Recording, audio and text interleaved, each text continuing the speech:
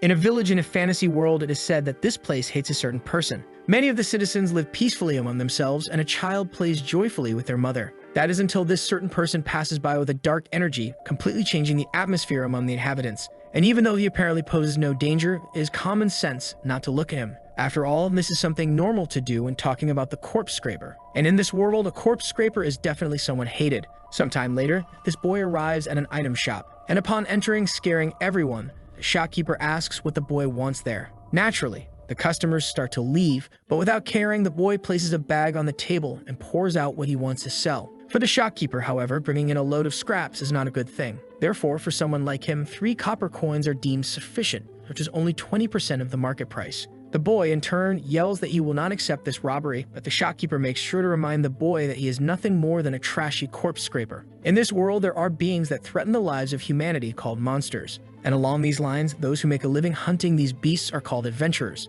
Adventurers face monsters day after day in search of high-grade materials with high rarity. By defeating their enemies, they gain levels, and even a single level difference can make a huge change in a person's power. In the end, in this world, levels are everything, and in a context where levels are a parameter of authority, our hero named Alka was someone unlucky enough to remain at level 1 for a very long time. Sometime later, at a nearby market, the boy asks the baker for some bread. And with a very pleasant energy, the man hands it over, saying he had already set some aside. Even so, the moment to pay was concerning because he was already out of money again. Suddenly, the baker commented that the boy should stop being an adventurer. And with an inviting expression, he suggested that maybe there could be something better for him. However, the protagonist knows it is too late for that because he is already known as a corpse looter. From the beginning, the boy always dreamed of being an adventurer, but when he finally became one, he learned that a curse had been placed upon him. Since that time, he has been unable to gain experience, making it impossible to improve by defeating enemies. The first time the boy defeated a slime, a message appeared saying that he had failed to receive experience.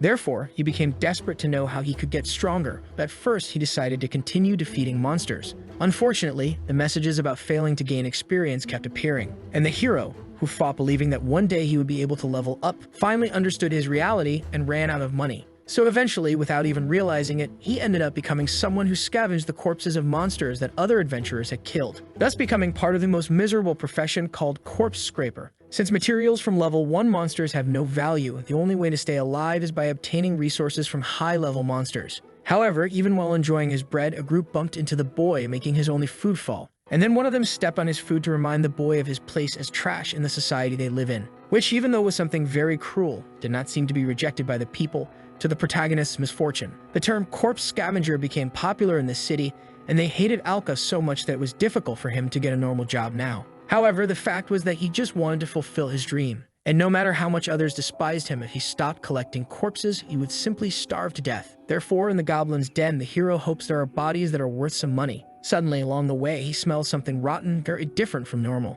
And unexpectedly, right in front of him, it turns out to be the body of a dragon. Moreover, it seems it could even be a level 200 monster. Either way, Alka thinks that this is not the time to think about that, because if it's dragon material, the price will be at least 10 times higher than the others. Obviously, the most valuable parts have already been taken, and the only thing left is the stinky pouch. This is an organ found in certain monsters that smells so bad that no one wants to open them. Suddenly, while rummaging through the pouch, the hero realizes that there is something inside. And when he cuts it open with his knife, a nearly intact full set of armor is revealed, which obviously leaves Alka very surprised by the discovery. Unexpectedly, the armor begins to emit an intimidating dark energy as he approaches. Then the protagonist understands that this is not something he can handle right now. However, a mysterious voice asks the boy to wear it, and since there is no one else around, the most logical thought is that it is coming from the armor. Whatever it is, that armor is definitely dangerous, so the boy prepares to run. However, at this moment, he has the misfortune of encountering a horde of goblins. Already very worried about the situation, the hero tries to figure out when the monsters appeared.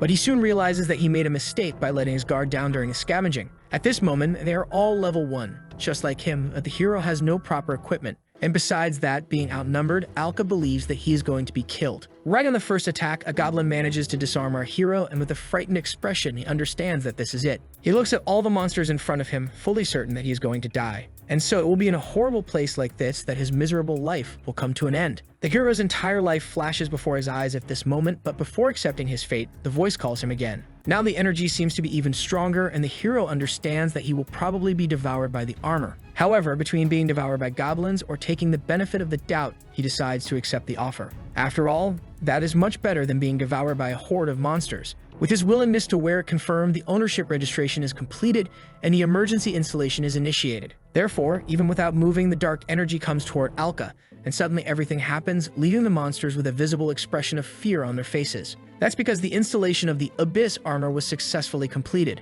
This is the Abyss armor, so the hero asks if it is an ally, to which it replies that the owner's orders must be obeyed. In this case, Alka decides to trust its words for now. With two goblins approaching, the hero notices that the sword is quite sharp and similar to the one he used to wield. In the end, they are level 1 just like the protagonist, but with this sword, he can easily cut them down. And unbelievably, the monster's energy is concentrated until it leaves the lifeless body and transfers to Alka. Other goblins charge forward to try to attack our hero, but he also defeats them instantly, feeling his body become lighter. And once again, the energy of the monsters is concentrated within the protagonist's body. Definitely, his body is getting lighter to the point where it barely feels like himself anymore. Then with power like this, Alka charges forward and seriously uses all his strength to defeat the remaining monsters on the battlefield in an instant. Thus, after the conflict comes the calm as he realizes the fact that he is still completely fine. For Alka, it was unbelievable to think that a level 1 could kill 5 goblins at once. But now about those mysterious lights that keep entering his body, it is said that they are power boosts. And to the hero's surprise, the message said that the levels have been absorbed, confirming an increase for Alka to level 6. Standing in front of the dragon and all the dead monsters, the system notifies that the levels have been absorbed and the owner's level confirmation as well. Then, with the adventurer's unparalleled level drain, the protagonist tries to understand the meaning of being at level 6. Alka is confused because his body was supposed to be incapable of gaining experience. However, it is explained that the owner of the Abyss armor can use the unique ability called level absorption, where the boy will be able to absorb the levels of defeated enemies, which can be seen by looking at his status as a level 6 adventurer. The protagonist's level increased, and regarding the experience, he truly absorbed the power of the monsters he defeated. This became clear the moment he remembered the energies flowing into his chest. Therefore, Alka couldn't hold back his emotions from crying at that moment. But as he wiped his tears, he focused on the blessing he had just gained, the ability to level up. The truth was that the boy had been desperate, but now his body moved much more freely. And this was only after gaining a mere 5 levels, even changing the very way he walked.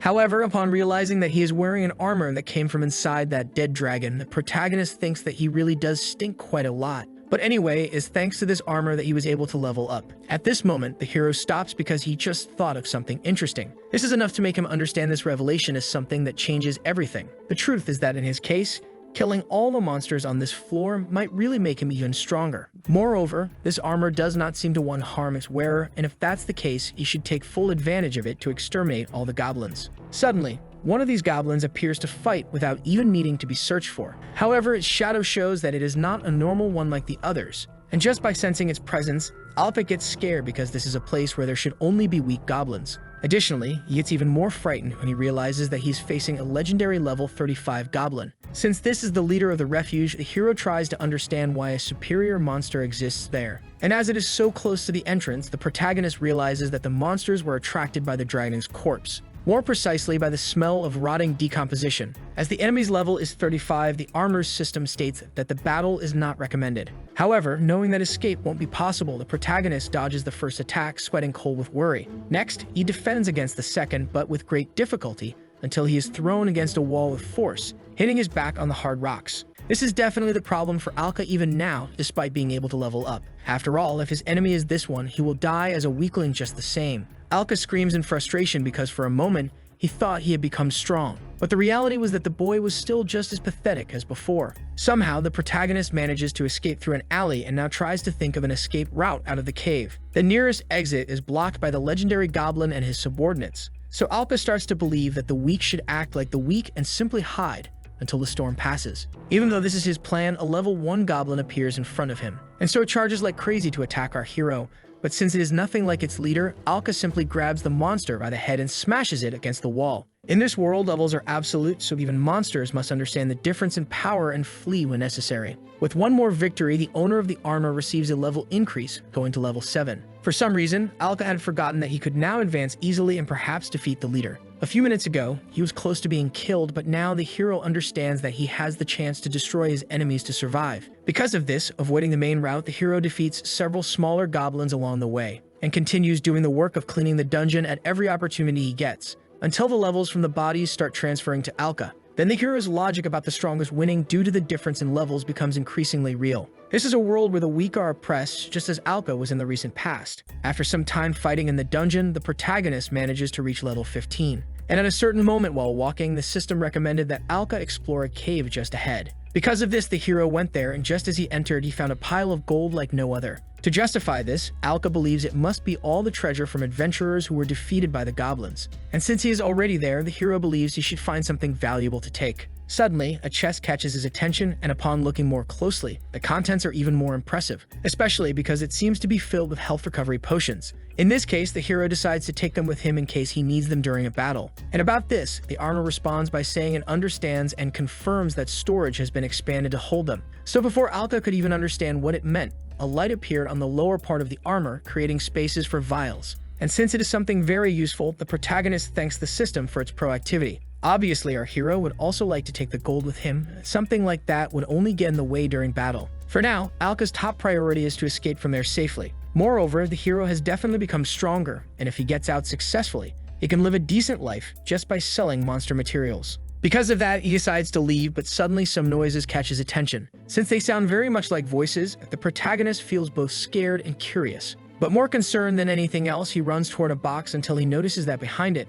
there was a human girl captured by the monsters. And obviously, since she was crying desperately, the protagonist didn't think twice before rushing to her rescue, untying the ropes that held her. It was a relief for both of them that Alka noticed the noises, and having been saved, the girl from the village of Recap, named Mill, thanks him from the bottom of her heart. Not wanting to be rude, the girl asks if she can know the name of her savior. Then, after thinking about it for a moment, the hero replies that his name is Alka. And he immediately clarifies that yes, it is the name of the infamous corpse looter known in the city. Mill, in turn, had heard rumors that the protagonist was a terrible person. However, she is also happy to realize that he is nothing like the rumors. After all, in the end, it was he who saved her from suffering a cruel fate in that cave. So she truly doesn't think of Alka as a trash corpse scraper, but rather as her dear savior. All this time, Alka wanted to be an adventurer who helped people. Therefore, he calls the girl to follow him and tells her that he will take full responsibility for bringing her back to the village. Moreover, he makes it clear that there is nothing wrong because what was actually in Alka's heart was a little bit of happiness. On the way, the protagonist notices something different, so he asks Mill to stay behind the rocks for a moment. This is the feeling of being near goblins, and looking closer, Alka realizes that it's not just one or two, but an entire horde. There might possibly be around 20 of them in total, but since they are all level 1 while the hero is at level 15, in this case, it doesn't matter how many there are now because Alka is determined to turn all of them into power for himself. Quickly, the monsters run toward the protagonist, but he finishes them all with his sword. And without any mercy, he rushes at the last ones remaining, sending them to the same fate. Thus, the levels are absorbed once again successfully. Thanks to the level drain ability, the protagonist's attacks are getting increasingly powerful. That's why after dodging the attack of one goblin, the others coming from behind weren't even able to touch Alka. Because with a jump, he managed to move several meters away and use the height as an advantage to attack them, absorbing their levels as well. Apparently, the protagonist even starts to enjoy the monster hunt, and the frightened expressions they make don't change anything when it comes to cutting them down. Even with several monsters defeated, the goblins keep trying to kill the protagonist at any cost. However, just as he did with their comrades, he charges forward and cuts them all down with his sword. Then, after all that sea of destruction, the system notifies that a level increase has been detected, and now the power of the armor's wielder is at level 35. Mill gets very scared by all this and asks if they can leave now, but the protagonist replies that they cannot yet. After all, with the amount of blood spilled, others must have already been attracted, and among them, obviously, the strongest of them is coming. The same legendary goblin from before, whom Alka will now face in a rematch. Standing in front of the monster, the protagonist comments that he already knew it would come, and the legendary goblin roars, displaying its imposing presence. Both the protagonist and the monster are currently at level 35, so he is no longer the same weakling who ran from the fight before. Without hesitation, the goblin boss shows that it will attack with full force. Then the protagonist replies, saying that if it thinks it can defeat him so easily, it is making a terrible mistake. Thus, the boy manages to land a slash on the monster's abdomen, making it fall to its knees. And while he is surrounded by the subordinates, he notices that there are about 10 of them in total. As long as the legendary goblin is still alive, the protagonist believes he cannot waste his time fighting these minions. So he shouts to the girl he saved to throw him a knife, and not knowing which one, Nil simply tosses an entire bundle into the air. Naturally, they fall from the holder in the direction of our hero. Before that, she apologizes a lot, but the protagonist comments that it's all right. After all, with his reaction time, he manages to catch two and fight the monsters with ease. In addition, he grabs others as they fall from the air and quickly throws them at the monsters. Several times, the protagonist's strategy continues to be collecting knives and throwing them. Then, with several of them in hand, he comments that it must really be misfortune. But he thanks all those who tried to save the boss. After all, now the legendary goblin will suffer because of the level difference between them, since our hero defeats all these small monsters and manages to ascend to level 45. Already somewhat recovered from the previous attack, the monster screams and tries to attack Alka from behind. But now it is no longer possible to deal damage. At least that's what the hero thought, because by blocking carelessly, he was nearly cut. He can't understand how this is happening, but is still being pressured. And apparently the monster is not even slightly weakened from the last injury. From what he can see, the hero realizes that the legendary goblin is equipped with a bracelet that increases strength. This is an enchanted item, and from a distance, it is possible to see the energy it emits. Normally, levels do not increase so easily, and that's why adventurers generally equip themselves with enchanted items to boost combat power as much as possible. However, the boy never expected the monster to also be using something like this. But since that is the case, the result will still be simple, because all he has to do is destroy the bracelet first. Without wasting time, our hero dodges an attack, and even though he doesn't believe it will be easy, he focuses, because from this point on, he will no longer hold back but go all in. Furthermore, he will make sure that the power of the strongest will exterminate this monster. The weapons of both clash and attack, but the protagonist insists on applying pressure, which the monster feels as it has to brace itself against the ground. Even so, it manages to retaliate with a sideways strike that sends the hero flying. Naturally, Alka feels a bit frustrated, but remembers the knives he used to defeat the smaller ones, and he quickly collects them back to use against the big guy, who defends himself with a giant cleaver. Even so, he decides to throw another, which makes the monster defend itself a second time. But now that it was distracted, the hero took the opportunity to get close to its face. And even though the goblin's reaction time was high, the hero managed to use the weapon as a boost to reach its flanks with one of those throwing knives, thus finally achieving the goal he had from the beginning, which was actually the bracelet. Therefore, at the moment the enhancement item falls broken to the ground, the hero faces the monster directly. And demonstrating his superiority, he declares that it's time to fish for the small fry. Regarding that legendary goblin, when the boy first entered the lair, he was weak and intimidated. But now the power difference between the two is completely reversed. Therefore, the protagonist comments that it's his turn to intimidate and asks if the monster is ready. Without any different reaction, the monster simply roars, so the protagonist charges forward at high speed and attacks the goblin's defenses, making the defense completely useless, because now it is the monster who is thrown against the wall, creating several injuries. With that, the protagonist slowly approaches, asking what it feels like to be weak. And he attacks with several slashes, telling the monster not to hold a grudge because he's just trying to survive. Finally, the hero manages to disarm the goblin, and by defeating this enemy who was initially so strong,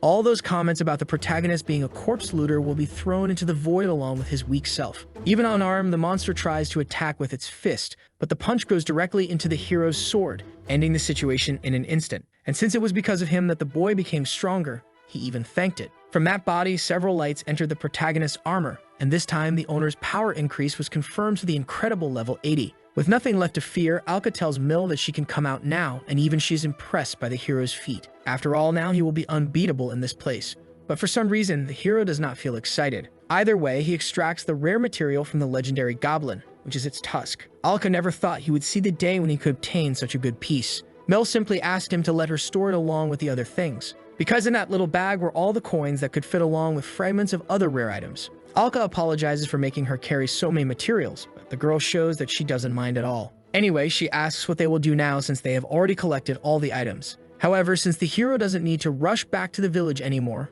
Alka thinks that if he leaves the goblins alone, they might kidnap another citizen. Therefore, the protagonist asks if the girl can come with him to a more distant place. And to explain himself, he says that he wants to make sure the monsters don't kidnap anyone else. Now for some time, the protagonist's goal was to hunt every goblin in this cave. Finally, after some time, they return to the village, and since Alka has already reached level 100, he even feels a bit concerned. But at level 100, it's a fact that he should be able to defeat most of the monsters there. Therefore, the hero can finally consider himself a true adventurer. Mill, in turn, asks what the boy means because she has never heard of an adventurer with 3 digits in this village. Therefore, Alka is no longer just one of the adventurers, but the best that exists there. Alka, for his part, seems not to believe it, but since he has fought only to survive, he never looked at the others. Absorbing the levels of defeated enemies was something that surprised Mill at first, but with that, she is sure he will become even stronger. So she also says that she will be cheering for the boy. Thus, the two talk peacefully until a group of adventurers appears, greeting the corpse scraper with hostility.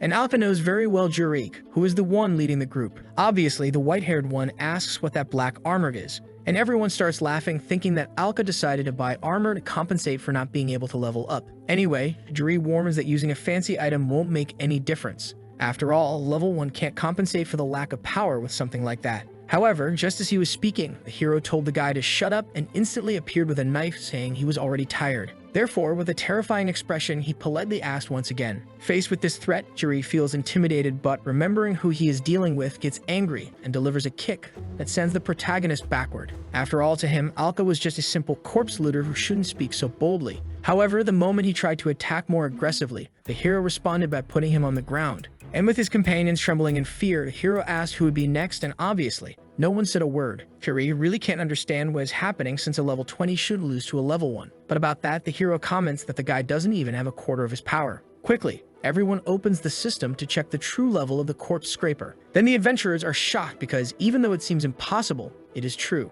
It was true that the protagonist was at level 100, and to everyone, he should also be considered a monster. Alka, for his part, finds it ironic that he is being called a monster after being called a trash picker. However, he warns that he only wants to be a normal adventurer, but his warning goes unheard. Because the moment they saw Alka's true power, the group quickly ran away. But that was something obvious to Mill since the hero was no longer the same person as before. That's why, with a smile, she asks him to have more confidence in himself. And soon she calls the boy to share this news with all the people in the city. A little while later, at the material shop, the old man asks aggressively what the boy wants. So as always, the protagonist says he wants to sell, but since he is considered a corpse looter, the old man says it doesn't matter how well it's presented because the material is trash. However, about that, our hero had his trump card because he asked if what he brought was also trash. And upon showing it, even that rude vendor was surprised because it was a legendary goblin tusk. Since this is a rare material, the vendor asks where the boy got it, and he replies that he defeated the monster, but the old man doesn't believe it. In this case, Alka calls Mill, who dumps everything they got from the last expedition onto the table. And faced with that, the hero asks if the old man is going to buy or not. After all, now he doesn't mind going to sell somewhere else. Obviously, even being rude, the old man recognizes quality items and agrees to buy everything. Then with a fake smile, the hero asks him to pay a fair price. Later, at the city food market, the protagonist goes to the baker's stall. And because he was someone who always treated him well, he hands over a bag full of gold, leaving the old man completely confused. Alka explains that he finally managed to defeat a strong monster, and that he's very happy he didn't give up. So the old man doesn't think twice before hugging the boy, also saying that he is very happy that he didn't give up. Suddenly, a very loud commotion is heard at the entrance of the village, so the hero says he will finish the conversation later. Right at the city gates, a group of white werewolves is destroying everything, and among them, one prepares to make a girl his afternoon snack. But at the most critical moment, the protagonist appears, saving the girl, who luckily ends up safe. Alka, for his part, finds the monster's behavior in front of him very strange. But anyway, he says that if the werewolves are trying to attack the village, they arrived a day late. After all, as long as the hero is there, none of them will get past the gates. These monsters are all level 8 werewolves and normally would have been killed before even getting close to the village. But since Jareed and the others who were assigned to deal with them ran away, the protagonist now understands the situation. And he also understands that this now makes him responsible to act. Quickly, one of the werewolves tries to attack the boy, but the protagonist dodges because with the power he has now, he can take down as many as he wants. The worrying part, however, is that not all of them are focusing on him, but rather on the citizens, whom the boy isn't able to protect all at once. And obviously, if he doesn't do something about it, the innocent population will be killed. One of the civilians becomes desperate because he is just one step away from being eaten alive. But at this moment, the protagonist appears, shielding him with his own body and finishing off the beast. Then the boy asks if the man is hurt, but after saying yes, the citizen realizes that it's the corpse scraper who's there. However, instead of getting angry, the hero simply goes on to handle the situation, which is more important. Deep down, he knows he is still the corpse scraper that everyone hates, but that is definitely no reason to abandon others.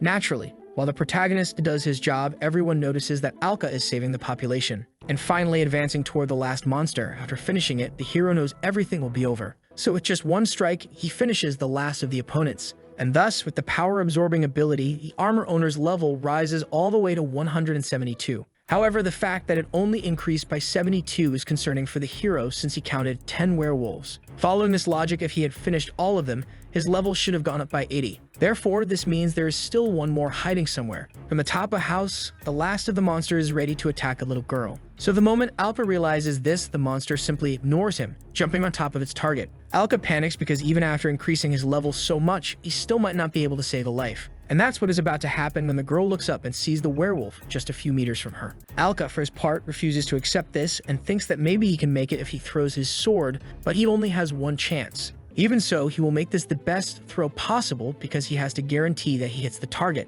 The monster charges at high speed toward the girl, and the protagonist's sword approaches the werewolf's body, until Alka manages to hit the beast and send it flying away from the girl with the impact. This way, the little girl also realizes that she is in front of the corpse scraper. But since he confirms that he saved her, the girl throws away all prejudice to thank him, even making our hero happy for helping her. However, now the pleasant atmosphere fades because, with the end of the invasion, several citizens start to approach. And among them, one in particular says he needs to have a conversation with Alka. At that very moment, the protagonist thinks it's going to be a headache dealing with citizens who are upset about being saved by him. So just as another person approaches to speak as well, the hero says he's going to leave since he's not welcome there. However, unexpectedly, these people ask him to wait a moment, and what they came to say to him was simply thank you, since thanks to him, everyone there was safe. The boy from earlier assumed the protagonist thought he was being dramatic. But since Alka put his own body at risk for him, he says that he appreciated it, which surprises the protagonist. In addition, the mother of that little girl also approaches, and since her daughter was rescued, she lowers her head to thank him in submission. In this case, the protagonist becomes very embarrassed and asks the mother to stand up. Then he explains that the only reason that led him to do this was his desire to save everyone. The hero understands that his past as a corpse looter will not disappear. However, now that he has the power to protect others, Alka states that he will become an adventurer who helps people. Moreover, the boy smiles, saying that it will be good if they keep an eye on him because for now, that was all he asks. That day, the protagonist was nothing more than a simple corpse scraper, but in the end, he became the adventurer who saved the village. The next day, everyone walks normally in that small town, and upon finding our protagonist, Mil happily goes to him. Because of that, Alka welcomes her, but the girl finds it strange that the boy is not wearing armor. But about that, the hero simply snaps his fingers because he has just discovered that he can put it on and take it off instantly, and the girl finds it quite amazing. Thanks to this armor, the protagonist states that he will become a great adventurer, so he was also very lucky to have found it in the goblin's nest. Even so, he still wonders why there was a dead dragon in that place, although for now, it is not something that matters.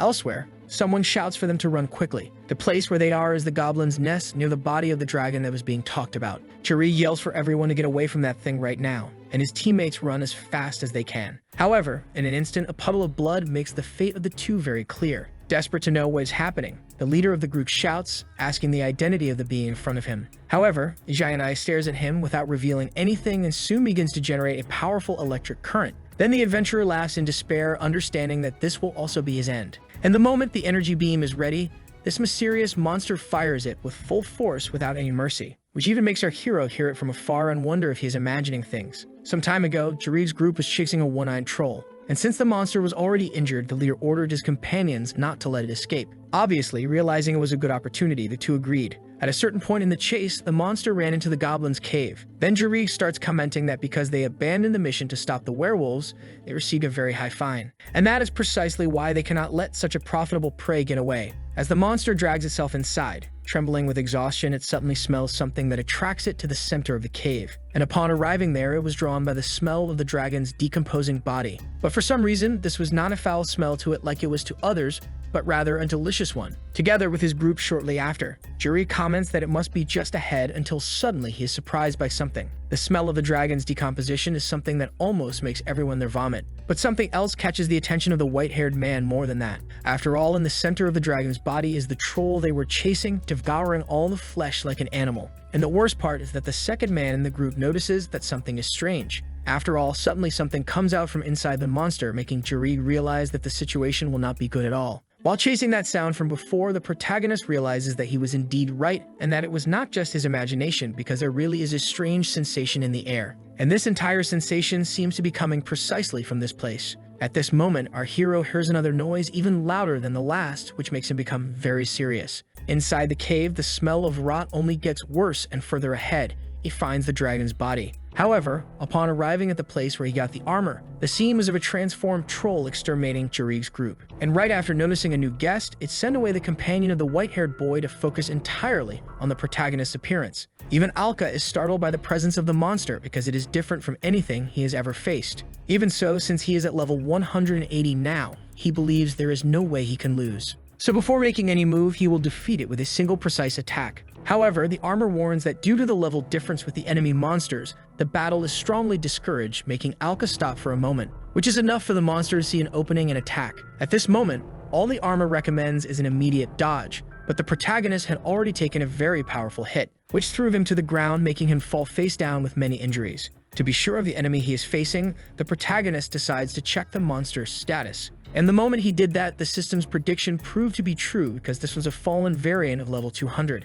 Quickly, the armor warns that a strong energy condensation has been detected coming from the troll's head. Therefore, an immediate dodge is recommended, but our hero cannot move. Little by little, the messages are repeated several times as the monster's attack gets closer to being launched. Then Alka tries to move using all his strength because if he does nothing at this moment, he will definitely be the next to be killed by this abomination. The estimated time before the attack is 10 seconds, and since the boy cannot move, he ends up thinking about the worst possibility. Even so, he struggles to kneel using his sword as support, and with almost 1 second left, Alka manages to almost stand up. Either way, the monster does not wait for him to get up to fire its energy attack. Because of that, the protagonist is thrown against the wall and the injuries he suffers practically leave him unconscious. Luckily for him, after seeing the boy defeated on the ground, the monster decides to leave. Then, sometime later, Alka manages to recover, questioning what the hell happened. The armor warns that it is possible that the owner was considered deceased, so Alka is very grateful to fate. Obviously, it is a fact that he has severe damage to his body,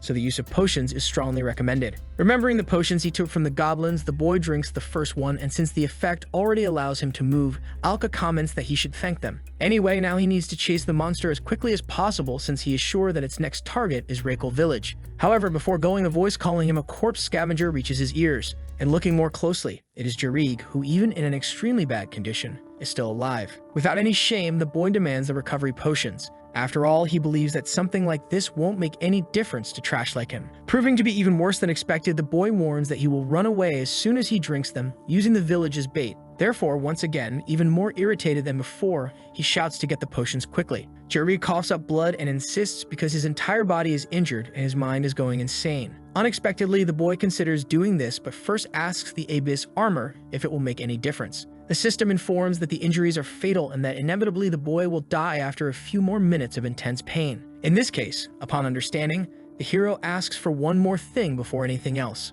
What he wants to know is whether the level drain can be used to absorb levels from a human being. And as the system informs that yes, it can, Alka empathetically says that the boy can no longer be saved. And deep down, he already knew that, but just wanted to escape from this pain by creating a comfortable illusion. Alka, in turn, comments that there is one thing he can do to free him from this pain. And Jarig also already knows what he wants to do, so he simply asks to be killed right away without any regret. At this moment, Alka admits that he never liked the guy, but he also finds it sad to have to say goodbye like this. Either way, he really does what he made clear he was going to do, and by absorbing Jarig's powers, our hero reaches level 200. Sometime later, the monster approaches through the forest until it manages to spot the beginning of the village. Obviously, it is guided by the instinct that there are humans there, but it is at this moment that the protagonist encounters the beast, and he appears delivering a slash to its arm that causes intense pain. Wasting no time, our hero advances at his maximum speed, and without wanting to offend, states that he can no longer keep losing to it.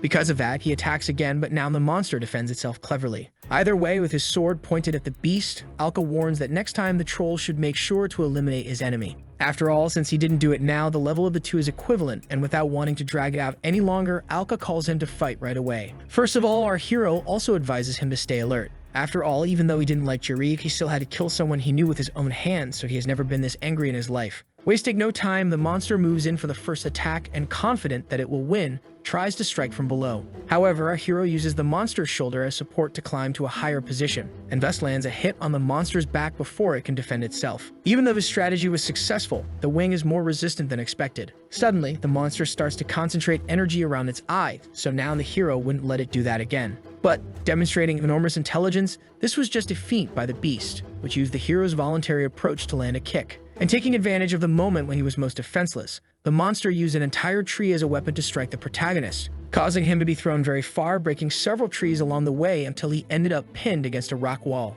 Even though the level difference has disappeared, they are still evenly matched, which means the boy has no advantage. Furthermore, the monster has also been using feints the entire time, but now Alka takes another potion, which is his biggest advantage. This way, he becomes furious, saying that it's not over yet, and charges toward the monster's energy beam that is starting to be prepared. Unfortunately, Upon getting close, the system warns that this is something that cannot be stopped. So changing strategies, the protagonist dodges at the last second and charges with his sword with all his strength. Then, even though the troll tried to use its hard wings as a shield, Alka's enraged strike was enough to practically cut both of them in half. With the monster completely distracted by the damage caused, the hero realizes that he finally made some progress. However, suddenly the beast's attention turns to somewhere other than the hero, and as the reflection of the village becomes clear in the troll's eye, our hero becomes very worried, but the monster simply puts strength into its legs and launches into the air toward the place with the highest concentration of humans. Since it happened very quickly, the protagonist couldn't react instantly. But since the monster's objective was clearly to attack the village,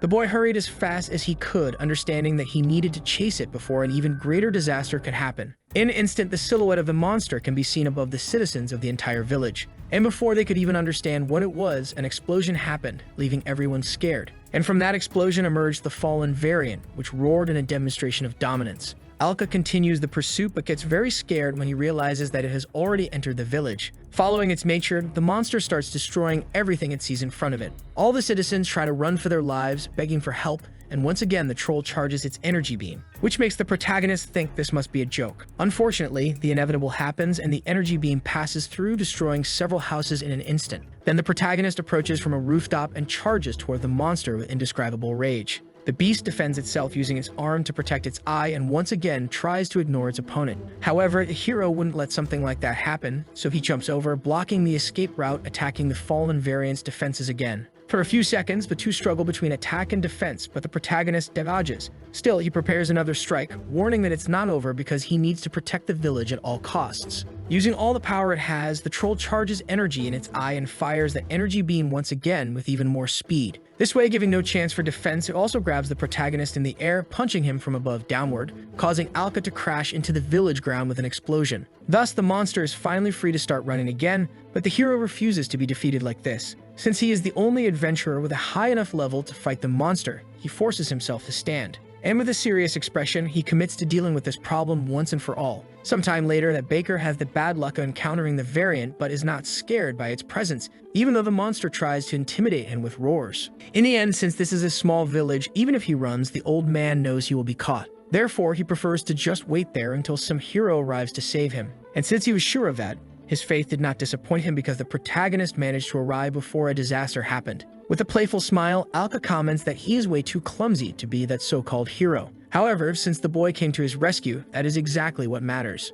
Still, Alka makes it clear that he doesn't know if he can defeat the monster, although it is a fact that now both are at the same level. In this case, the baker goes to a box and asks the boy not to be so pessimistic. Then he throws a piece of bread to the boy, saying it's a gift. And looking closer, it's clear that this is the last piece of bread from when the boy was still a corpse scavenger. The old man comments that compared to those days, this situation certainly isn't that bad. Then the boy eats it and makes it clear that the bread is terrible. But since this really was a motivation, it filled him with courage. The hero points his sword at the monster, asking it to get ready because they will continue the fight immediately. This time, it is our hero who approaches first, and using a feint, he pretends he will focus on the eye to create an opening at the arm. However, the monster manages to grab the hero with its other hand to his surprise. And without thinking twice, the beast throws the boy far away, sending him over the houses until he lands on the ground. In this case, Alka becomes desperate, trying to figure out how he can hurt it. But then he hears a noise from a frightened person and turning around, realizes there is a small child nearby. Alka immediately shouts for the little one to run away as fast as possible. However, since the child is having a panic attack, he can't move. And to make the situation worse, instinctively, the monster focuses its attention on the weakest human. In just a second, it jumps toward the child and with an intimidating roar, prepares an attack that approaches in a terrifying way. However, at the last second, the protagonist appears, taking the attack head-on for the child, who, although scared, manages to escape the impact. Unfortunately, that's not the case for the protagonist, since even his defense isn't enough. Once again, Alka begs the child to run, now with even more sincerity since he can't continue. Thus, while the monster prepares the final blow, the hero asks the child to show a little courage. And even though his whole body is trembling, the boy stands up, saying that he will try and runs with all his strength without looking back, leaving the protagonist alone with the monster, who now feels satisfied. The system warns that the enemy has completed charging its energy, so an immediate retreat from the area is recommended. But the hero apologizes to the Abyss armor because this time you won't be able to do what's recommended. Without any delay, the laser fires from the monster's eye and hits the protagonist, piercing houses and everything in its path. In the end, the hero remained intact since he defended himself with his sword, but that power was overwhelming. Even though they are at the same level, the difference in skill is way too big, and because of the heavy damage, the hero decides to take a potion. But unfortunately, he realizes that he dropped it when he was thrown against the houses. In this case, obviously, he needs to go after it, but gradually the hero's strength starts to fade, until the boy finds himself in an abyss, realizing that he failed to protect the village. Even so, something inside him still believes in the hope of recovering and continuing to fight. Therefore, Alka desperately begs in his mind for someone to offer help. And as a result of his prayers, suddenly the last potion is poured into his mouth. Then when the boy wakes up, he notices the presence of a girl right in front of him. Because of that, the protagonist quickly gets up, asking who this person is. And without hiding anything, the girl introduces herself as Leela, who is just a girl from the village that wants to protect the place where she was raised and that she loves so much. Cutting off the pleasant conversation between the two, a terrifying noise from the monster makes the hero realize that he needs to get back to the fight quickly. But before that, she comments that she has been watching the hero fighting to protect the village for some time, and knowing that he still cares about this place is something that makes her very happy. However, she extends her hand saying that for now, they should run away together. Obviously, the hero refuses that possibility since he is the only one there who can defeat the monster. However, in response, the girl says that there is a reason to run because if he is defeated there, she is sure that there will be no one left to be saved throughout the entire village. Even with the destruction happening, Leela states that as long as the hero's wound is not healed, he should avoid fighting that monster. And even though he doesn't want to accept it, Alpha understands that she is right and that it will take some time before he can fight with full strength. Suddenly, from high up in the sky, the monster they were talking about appears to confront the two head-on. Then quickly, the girl extends her hand to the protagonist, who, seeing no other option, decides to retreat with her to a safe position until he is fully recovered. During the escape, they turn into an alley, and by the way, the hero asks how she knows his name. Then, still running, the girl explains that Alka is quite famous in this place. He asks if it's for being that corpse scavenger, and indeed, that is one of the reasons. However, Leela makes it clear that another reason for knowing him is because she considers him a hero. Leela explains that she was there the day the werewolves attacked the village, and that is precisely why she believes in the protagonist's ability. So in case the situation is in the hero's hands, she is sure he will solve it. Faced with that hopeful look from the girl, Alka raises his fist and decides to make a promise that he will save the village, which was exactly what Leela wanted to hear. Suddenly, another strange sound catches their attention because it is a human scream. When they go to the place, a bandit was kidnapping a girl and forcibly taking her out of the city. In addition, the same man was feeling grateful to the monster since there was no one to stop them from doing whatever they wanted openly, making this a great opportunity to make money. Obviously, the protagonist watches this whole scene with disgust at the opportunists taking advantage to get what they want. Leela has the same reaction, but suddenly something surprises her, and right when the hero tries to talk to her, he also realizes that even though they were hiding, a man saw her from behind and captured her, turning the girl who had just been saved by our hero into a hostage of the bandits. With a very serious tone, the bald man explains that if the boy wants the girl safe, he must follow his orders. The first one is to go near the carriage right ahead, which the hero accepts. When he is kicked over there, the leader of the bandits gets confused about this situation. After all, he had already said that they didn't need a man, but he soon realized that there was also a pretty girl being held. And upon looking more closely at every part of her body, he smiled maliciously, because he knew she would definitely be worth a lot of money. Faced with that disgusting attitude, the protagonist asks whether the leader has no conscience at times like this. But about that, the bandit doesn't even think twice before saying he doesn't. The fact is that they came there to loot this village in the first place. Therefore, the bandit makes it clear that the hero is already lucky that they weren't the ones who had to kill the citizens, which obviously makes the protagonist furious, wanting to finish off this trash as soon as possible. The leader in turn notices this angry expression and gets closer, asking if he is an adventurer. Then he whispers in Alka's ear that it must be shameful for him, because now it doesn't matter how powerful he is since he can't do anything. Either way, everyone gets ready to leave, and the leader asks the bald guy to take good care of the girl. After all, it will be a problem if the adventurer tries to intervene in any way. Alda heard this whole conversation knowing that he only needed one moment of carelessness. Therefore, he waited for an opportunity to save her, until suddenly a certain person with a knife appeared behind the kidnapper. Quickly, the bandit warns his partner to dodge, and then it is revealed that the person is actually Mill. Therefore, since the bald guy was warned in advance, he managed to dodge easily without letting go of the hostage, causing the girl to fall face down on the ground. The bald guy comments that the girl can't beat him and that she should know the difference in their strength. However, unexpectedly, she says that it's okay, leaving the kidnapper confused. That's because right behind him, there is already another person to take care of this. In just an instant, Alka approaches, and this time, before the big guy can react, he receives a punch with all the power of the adventurer. This way, not only is the bald guy defeated, but Leela is also freed, falling directly into the arms of the protagonist. Faced with this, the leader of the bandits tells his subordinates to approach quickly and yells at them to kill the hero before he interferes any further, so they all gather around the boy. First of all, the bandit asks Alka if he's sure about this action because he won't hold back. And since the boy doesn't answer, the gunslinger interprets it as if our hero is feeling afraid. With nothing else to say, while Alka remains unresponsive, the bandits jump on him to finish him off. Then the protagonist remembered what the bald guy had said earlier before being defeated. He made it clear that understanding the difference in power was essential to knowing whether it was worth getting into a fight. Therefore, it was ironic that the bandit leader didn't follow this now, since he was picking a fight with someone he couldn't defeat. Naturally, after that statement came a mass-level absorption by the protagonist, and when only the leader was left among the bandits, he became desperate because this was not the speed of a normal adventurer. Then the protagonist made sure to confirm, especially since he was already at level 200. In this case, in a last instinct to fight, the bandit draws his sword and charges aggressively. But obviously, the protagonist finishes him off with just one strike of his sword. Thus, once again, the powers are absorbed, and now the owner of the armor reaches level 250, which also leads the system to notify that the maximum level for a human being has been reached. After defeating the bandit, the protagonist thinks about what he just heard. Then he asks if that means level 250 is the highest he can reach, and the system confirms. To begin with, the hero had never heard of an adventurer with such high levels, but he also didn't think there could be a limit. Either way, now that everything is resolved, Leela jumps on her savior, thanking him for saving her. But the hero makes a point of not taking credit, because to him, it's the least he could do after the potion earlier, since if he hadn't taken that in time, he certainly wouldn't be alive anymore. Still, whatever the reason, Leela remains happy because to her, Alka is her hero. Faced with that attention and with all the bandits' bodies on the ground, Alka doesn't accept that title because he still thinks he's immature. If he had left the bandits alive, they would have attacked another village, so Alka stated he used the sword because he couldn't find a better solution. But in response to that, Leela comments that he isn't wrong, and when asked what she means, she repeats it with more intensity. For her, it is only because of the protagonist's use of the sword that everyone is still alive. Therefore, she asks him to have more pride in himself, and with an affectionate expression, she says she won't let Alka belittle himself. Then, and after hearing everything, the protagonist thanks her, saying it's a relief to know that, which finally restores his confidence. At that moment, Mill appears, saying that she has already evacuated all the people who were trapped, so she receives a pat as a reward for her good work, which makes her very happy. She was really happy to be able to help because leaving everything to Alka while just watching wasn't something she could do. Therefore, now she calls the hero and asks to fight alongside him until the end. But now that he has already eliminated the bandits, the protagonist says it won't be necessary, to her surprise.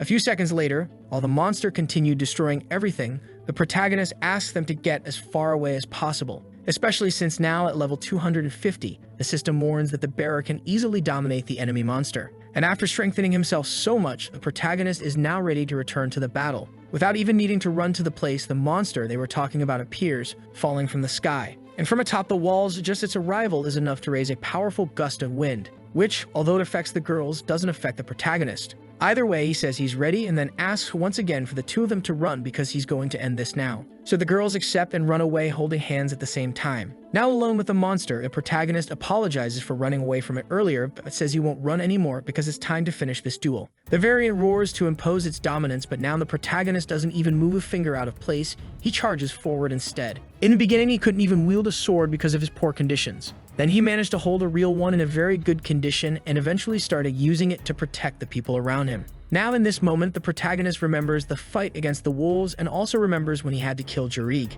as well as the reaction of all the people in the village who were waiting to be saved while fighting for their own lives. Therefore, Alka says that it's time to fulfill everyone's wishes by continuing to wield this sword. With an unmatched aura, the protagonist comments that the monster should feel honored now that it has reached the limit of its growth. After all, the variant will be the first opponent to experience the strength of humanity in its own body. Roaring in rage as always, the monster clenches its fists and charges to finish off the adventurer once and for all. However, now it is easily repelled the moment it tries to attack. Alka calmly states that this kind of attack won't work anymore and punches the opponent straight in the chest. In addition, while the beast is thrown far away, he positions himself on top of it to follow with another strike, this time with gravity on his side. Naturally, the protagonist's display of strength causes a huge cloud of dust to rise. And with that, the monster gathers energy around its eye to use its final resort. This time, the variant bets everything on the power of its light beam. Then the system detects an energy convergence several times greater than the previous ones. But instead of running away, the hero says he'll be standing still, waiting for the enemy to give up.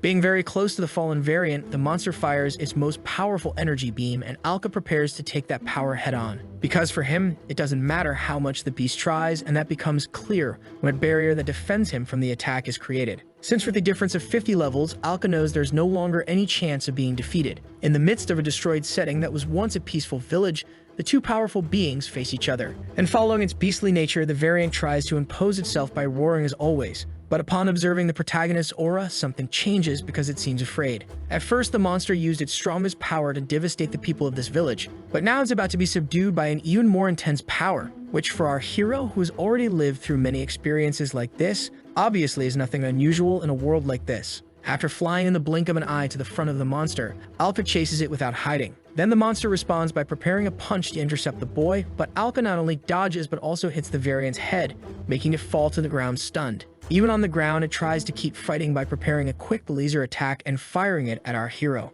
But Alka faces this already with a bit of boredom at the beast still insisting on this. Since that's the case, our hero says he's going to teach it what true despair is. Once again, the protagonist takes the attack head-on, and this time doesn't even bother using much effort. Anyway, the monster keeps releasing its power continuously until it finally gets tired and stops the firepower. Even a little bit of smoke starts coming out of its eyes. However, the expression of surprise is what stands out the most because when the dust settles, the variant realizes that its opponent is completely fine. And that was the protagonist's strategy to make the difference between the two very clear. Understanding the meaning of that, the monster seems disappointed but also enraged. It screams without caring about the protagonist's strength and, determined to fight once again, tries to attack in any way possible. The monster mixes physical attacks with quick energy releases from its eyes. However, the protagonist dodges the attacks and even while in the air, manages to both evade the eye power and counterattack. In addition, with no more obstacles, it's now Alka's turn to attack, so the beast tries to defend itself with its arm as usual. But that was its worst mistake, because the hero's blade went straight through,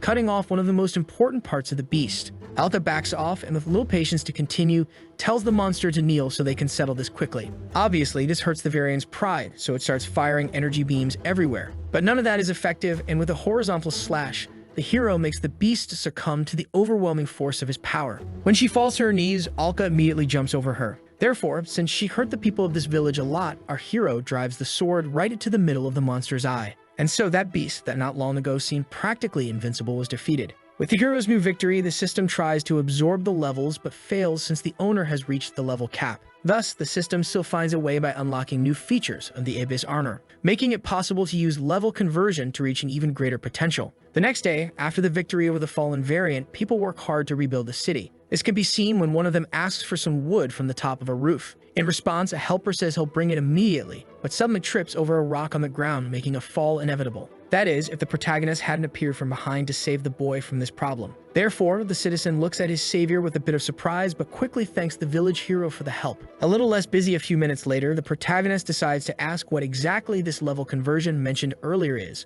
Then the system informs him that the owner can acquire new epic skills in exchange for his level. And about that, it is said that epic skills are valuable techniques with a variety of effects, such as increasing movement speed or fire resistance, which are examples of great resources for adventurers. Normally, these skills can be acquired during an early period while the person levels up. However, since our hero couldn't gain experience, he didn't obtain any of these skills. Therefore, even though he has already reached his maximum level, he didn't get any epic skills in return. But despite the opportunity being tempting, Alka focuses more on trying to understand what the hell this Abyss armor is. Regarding the first recommended skill, the system suggests one that can make the boy advance beyond human limits. However, the cost for this is 240 levels. There's basically everything he has achieved so far. Currently, the protagonist is at level 250, so losing everything is something that hurts quite a bit. But thinking about the future, this ability to advance beyond will be something essential. Because of this, the hero asks to receive this skill right away, and the system understands, placing it in activation order through the phrase "request the skill."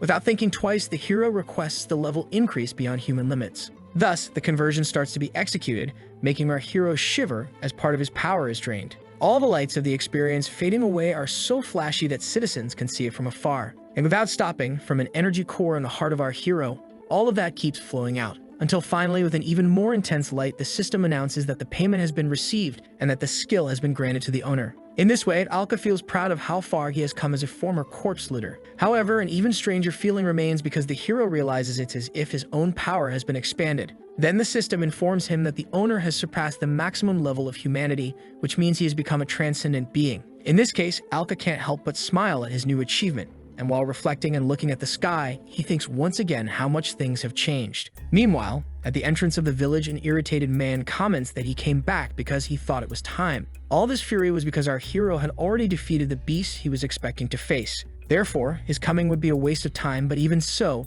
this adventurer became curious to know who there would be strong enough to defeat that monster. Back to the hero, unexpectedly, since the maximum level was surpassed, the 200 that were pending will be transferred to the wearer of the armor. And the protagonist remembers this because when he defeated that monster, he wasn't able to drain its experience. Anyway, now Alka is at level 210, which even though it decreased because of the conversion, is still quite powerful. With this, Alka thinks that maybe he should obtain more epic skills that cost less, since they are very valuable, and if he manages to get many of them, he could become the one and only strongest adventurer in the world. In this case, the boy thinks that he has to make a plan for the future, but suddenly, with quick steps, Leela appears happy to see the hero and jumps toward him, leaving him embarrassed. With a cute expression, the girl comments that she was looking for him since after destroying the monster, life has become chaos. In this case, the hero apologizes and explains that the day before he was helping to put out the fires. However, Mill approaches saying that the girl was really worried about him, which was obviously also the case for her. Our hero comments that he is very happy that both of them are okay, but Leela insists on giving the boy credit for that. In the end, she's as grateful as she is embarrassed, and to show it, the girl expresses her affection by kissing the protagonist on the cheek, which, although simple, leaves her unable to look Alka in the eyes. For a moment after that kiss, the two look at each other with an expression that says a lot. Then Leela gathers her courage and closes her eyes to reveal that she loves the protagonist, but she also runs away extremely embarrassed. Alka is definitely the one who is most shocked. Mill, on the other hand, takes the situation more lightly, and even the baker appears to praise his godson's achievement. Then Alka, feeling both irritated and embarrassed, shouts loudly for the two of them to get out of there. In the end, the protagonist couldn't even imagine that someone could have feelings for him because of his past. He wondered what he should do now, then the system notified him that showing his masculinity was the recommended action, leaving Alka even more embarrassed. A few days later, on the road leading to the entrance of Rekel village, a group of adventurers approaches. The leader realizes that this is the place they were sent to, but since it seems abandoned, he believes they might have arrived too late. A colleague, in turn, comments that possibly another monster attacked the region. After all, if a flaming dragon had made an appearance there, the entire village would have already disappeared. In any case, the one with green hair believes they should go there to ask what happened, because they must do everything possible to prevent further disasters caused by the flaming dragon. Thus, he orders everyone to keep following him, and without refusing, the adventurers march alongside the leader Ain. Meanwhile, in the cave region where all the events took place, going deeper into the goblin-dominated area, an intense noise is heard, and the reason for this is the appearance of a very powerful black dragon. At this same moment in another place, the protagonist is testing his knife thrown against some herbivorous dinosaurs passing by, hitting them and defeating them very quickly despite being a large group. Alka is now back at level 1 and has gained new epic skills in these past few days. One of them is the permanent poison effect, which he just tested on the dinosaurs. The cost, however, was high because it took 200 levels from the hero. However, simply hitting an enemy with a poison-coated knife is enough to defeat small enemies. Another skill was increasing knife accuracy, so with these two, even if he loses levels due to conversion, he can raise his power without having to fight stronger opponents one-on-one. The downside is that it takes a few hours for the poison to drain the monster's health, but with this he could easily raise his level even as a beginner. Suddenly, a light begins to approach, indicating that apparently some monster has died. Then, upon absorbing the level, the armor jumps from the 1st to the 41st. In this case, Alka doesn't stop there and decides to increase the poison effect, causing it to return to the 1st again. In any case, this can help him raise his powers more quickly. At this moment, the protagonist is definitely tired. Since he has already pierced around 20 monsters out there, in a few hours he will be back at level 200. In this case, since he has achieved his goal, Alka simply decides to return to the village. Upon arriving there, the boy comes across all that commotion and immediately asks if something happened. Then the level 120 adventurer named Ian asks if the hero is from the same profession as them, and in case he is, he opens the system hoping it could be helpful, but soon realizes the level is a bit low. Since the protagonist sacrificed his powers for skills, everyone judges without knowing, but Alka is already quite familiar with this feeling of humiliation. To try to ease the tension, Ian comments that the boy must have just started in the adventuring world. However, he is surprised when the hero reveals that he has been at this for years. The white-haired colleague, in turn, joins the conversation joking with the boy, believing it to be a joke. But upon looking at Alka's serious face, even he understands the meaning of it. Faced with this, the man recalls that he heard rumors about such an adventurer famous for being the weakest of the weak who called himself a corpse scraper. Alka, in turn, does not deny being the person they are talking about but asks what they are going to do about it, creating a terrifying sense of intimidation. Ein, not wanting to start a fight, informs that they are in charge of a subjugation request from the guild. It is said that recently they spotted a certain unusual monster around this area, and when asked about it, he confirms that it is a black dragon called the Flaming Dragon, which is above level 150. That's why Ein warns that it will take more than just a few adventurers to defeat it. To solve the situation, everyone there formed a team with users of epic skills to defeat it. Therefore, the leader asks the boy to stay calm, and since they haven't introduced themselves, the two exchange names with a handshake. Alka thinks that if the monster is really level 150, he could certainly defeat it alone. However, since it's a black dragon, he wonders if it might be related to the body in the goblin cave. Suddenly, an adventurer from the group comes running, calling for the leader. And as soon as he catches his breath, he desperately informs that the escort group managed to find the flaming dragon they were looking for. The situation of this group, in turn, is even more desperate because with so few people.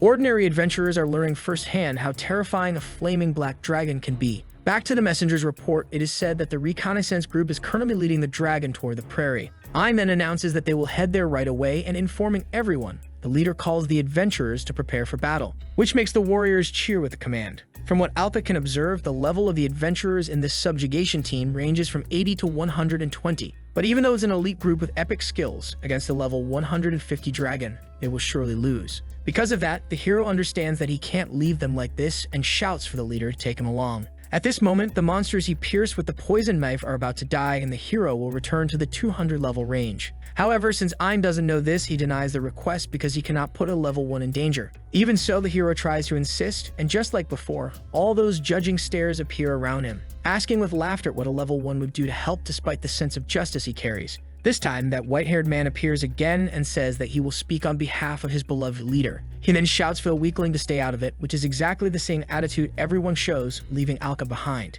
Even after being humiliated, the protagonist knows that if he doesn't do something, there will be casualties. But with his current level, it's no wonder they don't take him seriously. Therefore, he has no choice but to wait and follow the group later. Sometime later, even the leader, who is the strongest, finds himself intimidated by the monster's power. After all, the reports about the opponent being a level 150 flame dragon weren't even close to being accurate. This is actually a disaster level monster and dragon king who unites all black dragons. This is the Black Dragon King, a giant and imposing monster of level 300 with the title of Flaming Destroyer. Obviously, faced with that terrifying being, the leader sees immediate retreat as the only option because they certainly won't be able to handle it alone. At the moment, the most appropriate thing to do is to contact the guild to get reinforcements. However, the dragon is obviously not a monster that will wait until its enemies become stronger. Then, with a simple movement of its tail, it launches the leader far away as if he were an insect. From afar, Alka approaches at high speed, worried about the battle and has already begun. Even from that distance, he realizes that the dragon is certainly the same one from the goblin cave. So Alka can hardly believe that the monster regenerated from that state.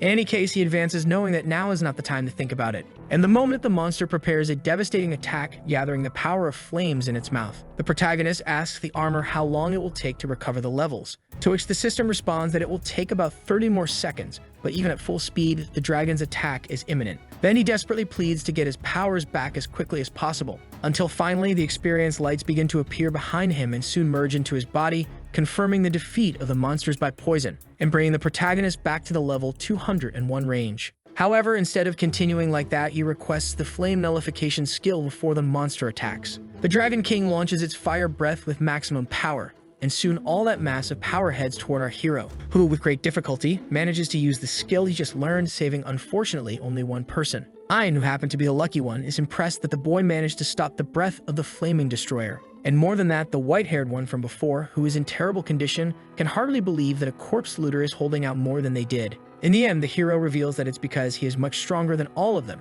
but unfortunately, he couldn't protect them because he was weakened. Therefore, he apologizes for his incompetence, and the man collapses to the ground, apparently lifeless. Alka becomes angrier than he has ever been because no matter how strong he gets, lives continue to slip through his hands. So for the sake of the adventurers he couldn't protect, the hero screams that he will defeat the monster right now. The Dragon King unleashes another powerful fire breath, and Ein shouts for the boy to get out of the way. However, Alpa says it's okay and takes the attack head-on, simply catching it with his hands and crushing it easily. He then states that this kind of fireball won't work. Faced with this, Ein tries to understand what is happening, and irritated that he cannot defeat the adventurer, the dragon breathes more fire. However, the hero continues deflecting all the attempts to destroy him without difficulty. At this moment, the flame attacks won't work anymore, but in exchange for the fire nullification, the boy lost a large portion of his level, returning to level 21. In this case, he wonders if he will really be able to surpass the dragon, as well as whether there's any way to increase his level again. Anyway, the Dragon King now prepares a physical charge and nearly hits the protagonist with its claws, demonstrating just how powerful a swipe from such a giant monster can be. Obviously, the hero understands that he won't be able to react to those claws at his current level, but while his attention was focused on the front, suddenly, the monster's tail came toward the protagonist at high speed. And in this situation, there was nothing else he could do to escape, at least on the hero's part, because suddenly someone appeared, commenting that this was a disgrace and with just one strike, cut the dragon in half. Thus, with the monster defeated, this person stood atop the corpse, leaving our hero shocked by the feat. Logically, the protagonist shouts, asking who this warrior is. Then, with a proud smile, the man introduces himself as Balder, one of the only Calamity-class adventurers on the continent. Alka can barely believe what he's hearing, and Ein comments that he has never met one in person before. It is said that the strength of this type of adventurer creates stories, and their deeds create legends. It is an existence that transcends the boundaries of humanity and the warrior who reigns supreme above everything they can reach. This is the meaning of the Calamity class in the adventurer ranking. Faced with this, Balder comments that the green-haired one knows well what he's talking about. And when looking at the system, the hero realizes that the guy really is beyond the limits since he is level 300. Balder is known for being someone born with the ability to break limits, which is the exact opposite of the protagonist's condition. Anyway, he asks if the boy is there to save them, but the adventurer feels offended just thinking about that possibility. Then he states that the two misunderstood because he only came to confront a black-armored adventurer who ruined his plans. Regarding that, the protagonist asks what plans those are, so the redhead starts to explain. After asking the locals, they said that a black-armored hero defended the village from the one-eyed monster. Therefore, Balder was wondering what kind of warrior it was, but was disappointed to find out it was just a weakling. At this moment, the dragon shows that it is not dead yet and moves, trying to react. However, the adventurer asserts his dominance by driving his sword and once again to silence the beasts, since he is in the middle of his speech. Back to the conversation. After educating the dragon, Balder reveals that as long as the core of the flaming destroyer is not destroyed, it will keep regenerating. Therefore, he also reveals that he killed this beast once in the goblin nest, which finally makes the protagonist connect the dots. However, the adventurer states that he didn't destroy the core on purpose, leaving the hero confused, wondering why. The answer was that when the monster ate the flesh of the flaming destroyer, its structure changed drastically, making it go berserk. The Dragon King is so powerful that it could obliterate an entire village, so he needed something a little weaker. Thus, a monster in a berserk state was exactly what he needed to attack the village and then be killed by the so-called savior of the place. So the second part of the plan would be to defeat the guilty dragon a second time. That way he could gain more fame than simply killing it with no audience around. Naturally, Ein is shocked that this is being said so casually. But back to the complaint, Balder shouts that Alka ruined everything when he intervened in his plan. With his head down, Alka asks if the guy really put the entire village at risk for something like that. Then the adventurer laughs loudly and states that all a Calamity rank adventurer seeks is fame, gold, and women to enjoy life. That declaration was exactly what the protagonist needed to make his decision. Therefore, with a terrifying expression, he declared that it was truly absurd, since for the sake of his selfish desires, the adventurer let innocent people get hurt and comrades die. All of this because of the guy's enormous greed. Thus, the protagonist asks the Abyss armor to lend him some of its strength, because he will definitely take down this Calamity-class adventurer right now. Obviously, Balder sees this speech as a joke, but also gets furious just because Alka insinuated that he could defeat him. And to display his dominance, he demonstrates a bit of his power by releasing a strong aura. Alka understands that the guy is at level 300 and realizes that if he fights head-on, he will be obliterated since he's only at level 21. But right behind the guy, there's still a chance with that crystal from the Dragon King. That core is on the verge of collapse, so if the protagonist can destroy it and absorb the level of the flaming destroyer, there will be a chance to win. Anyway, the protagonist asks if there's any skill suitable to destroy the core from a distance. Then the system starts searching, but since it takes a few seconds, the Calamity-class adventurer jumps on the protagonist, ready to finish him off, and before he can react, the attack connects, sending both the hero and Ein flying. In any case, the protagonist is the one who gets hurt the most, being dragged across the ground by that devastating power. Thus, he realizes what it truly means to be a Calamity-class adventurer.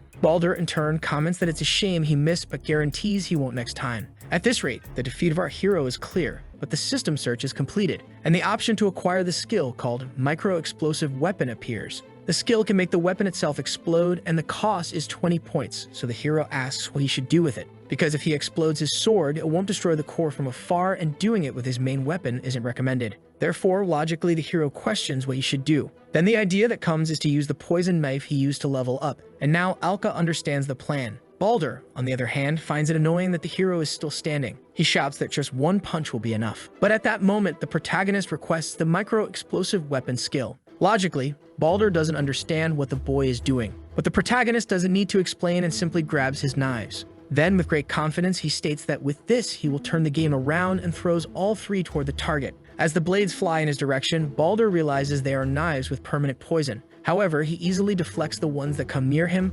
complimenting the hero's skill, but also saying it's useless if he can't hit the target, which the protagonist agrees with, but also says that there's no problem. After all, those knives were just distractions for the one that went toward the core, and at the moment when it was close to collapsing, the hero shouted to activate the detonation, causing an explosion in the core, leaving the protagonist proud because with that, the flaming destroyer is finally defeated. And at the very instant the monster dies, all its experience begins to flow out of its body, leaving Balder shocked. In any case, now the levels are absorbed by the protagonist and even without fully understanding it. The fact is that our hero advances toward the adventurer quickly, making the two start clashing. Balder simply couldn't comprehend this power since the hero was at level 21 just a few minutes ago. Then Alka confirmed that the warrior was right, but only in the past, because now his power is that of a level 300 and one adventurer. Faced with this, the warrior gets angry because he finally understands how the protagonist defeated that one-eyed monster. It was all thanks to this mysterious ability the protagonist has, and filled with rage, the warrior strikes with force, sending the protagonist flying. The redhead then tells the boy not to mess with him since his simple advantage of just one level won't be enough to surpass the experience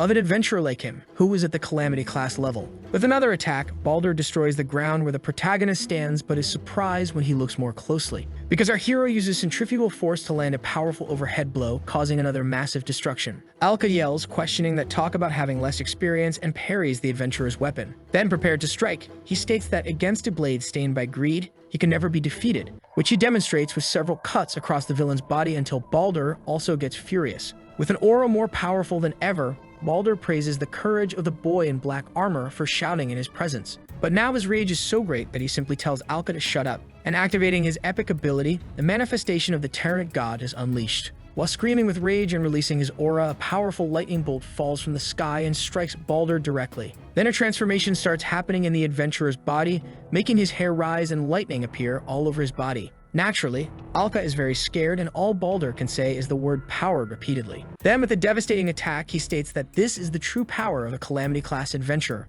and in an instant, it closes in about to hit the hero as Balder shouts for the boy not to run. It is more than clear that if this attack hits the protagonist, it will all be over. So he dodges with everything he has but understands the extent of the tyrant god's power. Alka thinks he will have to use that thing he found while checking the skills list. It was a special ability that could only be used once, so now the protagonist steps back and shouts to request the ability from the system, which causes Balder to attack again to stop him. However, just as he would be hit by that charge, a shield appears in front of him, with I'm responsible for his defense, causing the boy to take the full impact and fall onto his back on the ground. Even so, with his last strength, Ein gets up. With deep regret, he comments that if he had defeated the Dragon King from the start, his comrades would be alive, and precisely because of that, he cries desperately, begging the hero to avenge his companions, which Alka accepts because of the boy's sincerity. Finally, the hero requests the skill, and this time what he asks for is the curse of the black armor. Balder, on the other hand, continues attacking non-stop, telling Alka to shut up already.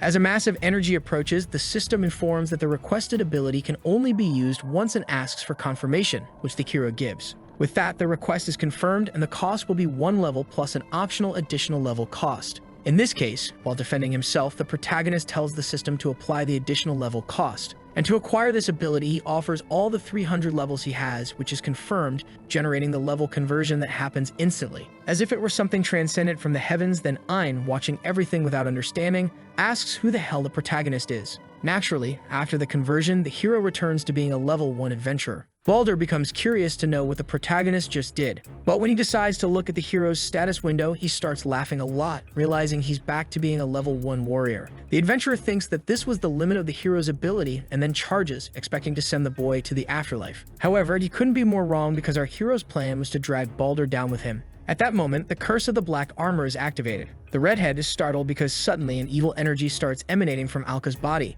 Quickly, this energy envelops the adventurer's body, restraining him in various ways. And even after a short time under this, he realizes that his power is decreasing. Then the hero announces that this is the curse of the black armor. For each additional level cost paid, the ability reduces the opponent's level by the same amount. That said, even if Balder tries to react, nothing will change. since the additional cost was 299 levels. Now that will be the amount taken from the adventurer. With a very serious expression, the hero then asks how many levels the adventurer thinks he will have left. Obviously, someone as greedy as him cannot believe in that possibility and screams, begging to be left alone. However, the hero replies with a proud smile, saying it's quite simple because now both he and the adventurer are tied at level 1. At the end of the abilities process, Balder falls from the sky to the ground and still unable to believe something like this can happen. He shouts, calling for his magic window. However, the moment he looked, the reality was clear, and finally the great calamity-ranked adventurer was reduced to level 1. Definitely, the boy had never been so angry, but even at level 1, he gritted his teeth and declared that he wouldn't lose. After all, he was still a calamity-class adventurer, and even weakened, he believed he could beat someone like him. That's what he thought, because in an instant, the protagonist appeared with a precise attack. And Sugi declared that in the village of Recap not long ago, there was a man judged for being a corpse looter. This same man was born unable to acquire experience and couldn't level up. However, this whole story wasn't making any sense to Balder, who shouted for Alka not to mess with him and attacked with his sword, making the hero step back. In any case, Alka continues the story, saying that this man was level 1 his whole life. Then he finally reaches the conclusion of this tale, saying it's a shame for Balder to have been the opposite case of his. After all, the corpse looter, who was the protagonist, knew how to fight at level 1 better than anyone else in this world. Without his arm, the adventurer's wound starts bleeding uncontrollably. However, still under the effect of the Tyrant God's ability, Balder remains standing and holds his sword, saying he hasn't lost yet. However, for the protagonist, that's already enough to decide the battle's outcome. Even in this situation, Balder is too proud to back down, so he runs and tries to attack the boy from behind, screaming in rage. This makes the protagonist despise the warrior's attitude, since he can no longer even maintain his composure. Alka quickly disarms the warrior, and since he insists on attacking, delivers several cuts across his body. Thus, the adventurer takes it all head-on and finally collapses, defeated on the ground. A few seconds later, Ian, who is still able to stand, approaches to talk. He thanks our hero from the bottom of his heart for avenging his companions. However, the protagonist replies with a smile that there's no need to thank him. After all, he also couldn't forgive him and would have fought even if there hadn't been a request. Besides, Alka becomes serious again because apparently things aren't over yet. With his last strength, Balder shouts at the boy in black armor. In this state, he acknowledges that he has lost both his arm and his powers as a calamity-class adventurer. And despite not liking it, he informs that for sure others just as strong will soon find out about this. If he suddenly disappears, his fellow calamity-class companions will try to figure out what's going on. In the end, they are a bunch of very difficult people to understand, but Balder makes a point of warning that someone else will come in his place, and that sooner or later, it will all be over for the protagonist. Alka, in turn, states that if another calamity-class adventurer wants to challenge him, he'll simply have to defeat everyone who comes. Then Balder laughs, hoping the protagonist won't lose that confidence. In any case, at this moment, he has already lost too much blood, so something starts to glow, and the adventurer says his farewell. Ein shouts that this is a teleportation item, and our hero runs as fast as he can to not let him escape. But Balder warns that if the boy doesn't die alone, the next time they meet, he will be the one to defeat him. And without giving the protagonist time to reach him, the adventurer is teleported far away into the sky. In the end, he managed to escape, so Aang shouts, asking what he should do since now there's the possibility that he might attack. But for the hero, it's fine to just let him go, because even if he shows up again in the future, Alka is confident that he won't lose, which is enough to make Ein a little calmer. In any case, it's still a fact that many people lost their lives that day. Ein comments that he will have to report everything that happened to the city where he came from. Then suddenly, the protagonist apologizes to the adventurer's surprise because he has a request to make and needs the boy to listen. Naturally, the adventurer asks if Alka is sure about what he wants, but the protagonist states that he has already decided. Therefore, the two seem happy since our hero's goal now is to leave the village. A few seconds ago, when the protagonist asked for a favor, Ein was wondering what kind of favor someone so strong could possibly ask for, but thinking that he wanted to be taken to another city was something quite unexpected. To be honest, the hero would have liked to continue being an adventurer in this village. But after this incident, those calamity-class adventurers are now watching him. Therefore, Alka is afraid that someone like Balder might come again, and he doesn't want the place where he was born to get involved once more. And it is precisely because he understands this choice that the green-haired boy decided to accept it. Now that the flaming destroyer is no longer a threat, Ein shows a necklace with a magical communication stone. It was used to request that adventurers be sent to deal with the aftermath. Even after the boy leaves, those warriors will protect the village, making it safe for now. Thus, Alka is very grateful, but while the two walk through the city, Mil watches everything from a distance and quickly runs over, very worried. At the moment when the two arrive at the uncle's bakery, for some reason the place is closed and the old man isn't there. Ayman asks if the hero has anyone he wants to say goodbye to, and Alka confirms, so the green-haired one suggests that they leave another day. However, Alka still decides to leave since it would be difficult to say goodbye if he met those people. Not only his uncle, but also Mill and Leela. In the end, the protagonist doesn't want to say goodbye to anyone since being involved with him will only cause them to get hurt. Therefore, the two adventurers arrive at the entrance of the city. Before leaving, Ein warns that once he goes, it won't be easy to come back. But the hero states that he has no conflicting thoughts, which allows him to leave without looking back. However, just as he was about to leave, his name was called by the uncle who raised him. Even at that moment, the old man comments that the boy doesn't need to be sad if he's leaving. He happened to hear that the boy was preparing for a trip, so he decided to bake some bread for him. Therefore, the uncle hands it over and Alka apologizes profusely for leaving the village without saying anything. But once again, the old man asks our hero to smile with a very happy expression. After all, he is sure there's a good reason for leaving this place. The fact is that the old man has been watching the protagonist's adventurer life since the beginning. Therefore, he asks to at least see a smile on the boy's face, which, after understanding the message being passed, Alka smiles and says goodbye with affection. Later, already a few minutes away from the village, Ein comments that the old man is a good person, and the hero agrees. Then he takes a piece of the bread and eats it in silence, making Ein ask curiously about the taste. Therefore, with a feeling of nostalgia, Alka says it's delicious, making both of them happy. In any case, Ein comments that the destination now is the city where his guild is located, which is the administrative city of the south called Dronzer. Thus, with the two about to arrive in the city, Mill informed Leela about what had happened, but it was already too late because Alka had left Reiko behind. Near Dronzer, a group of goblins led by one at level 5 ambush a wagon. Ein obviously gets desperate upon realizing that the market wagon is being attacked. Then Alka asks Ian to hold the bag of bread for a moment because this is exactly what he needed, since he wanted to increase his level a little before arriving at the city. Thus, the protagonist defeats all the monsters with ease, absorbing the experience, and the same fate happens to the higher level one, the leader. Therefore, watching everything from a distance, Ein becomes anxious to see how strong the protagonist will become. And after just a few seconds of fighting, our hero finishes off all those monsters, becoming even stronger. Thus, now all that's left is to finish the path to the administrative city of the south. With the two now able to see the people and buildings, Ein comments that they finally arrived, which surprises the protagonist. He then introduces the protagonist to this place, which is the southern administrative city called Dronzer. Dronzer is a city located northwest of the village of Reiko, and is the largest city in the southern part of the continent. As soon as he enters, the protagonist notices that there are many people in the place, and that the atmosphere is quite different from what he is used to.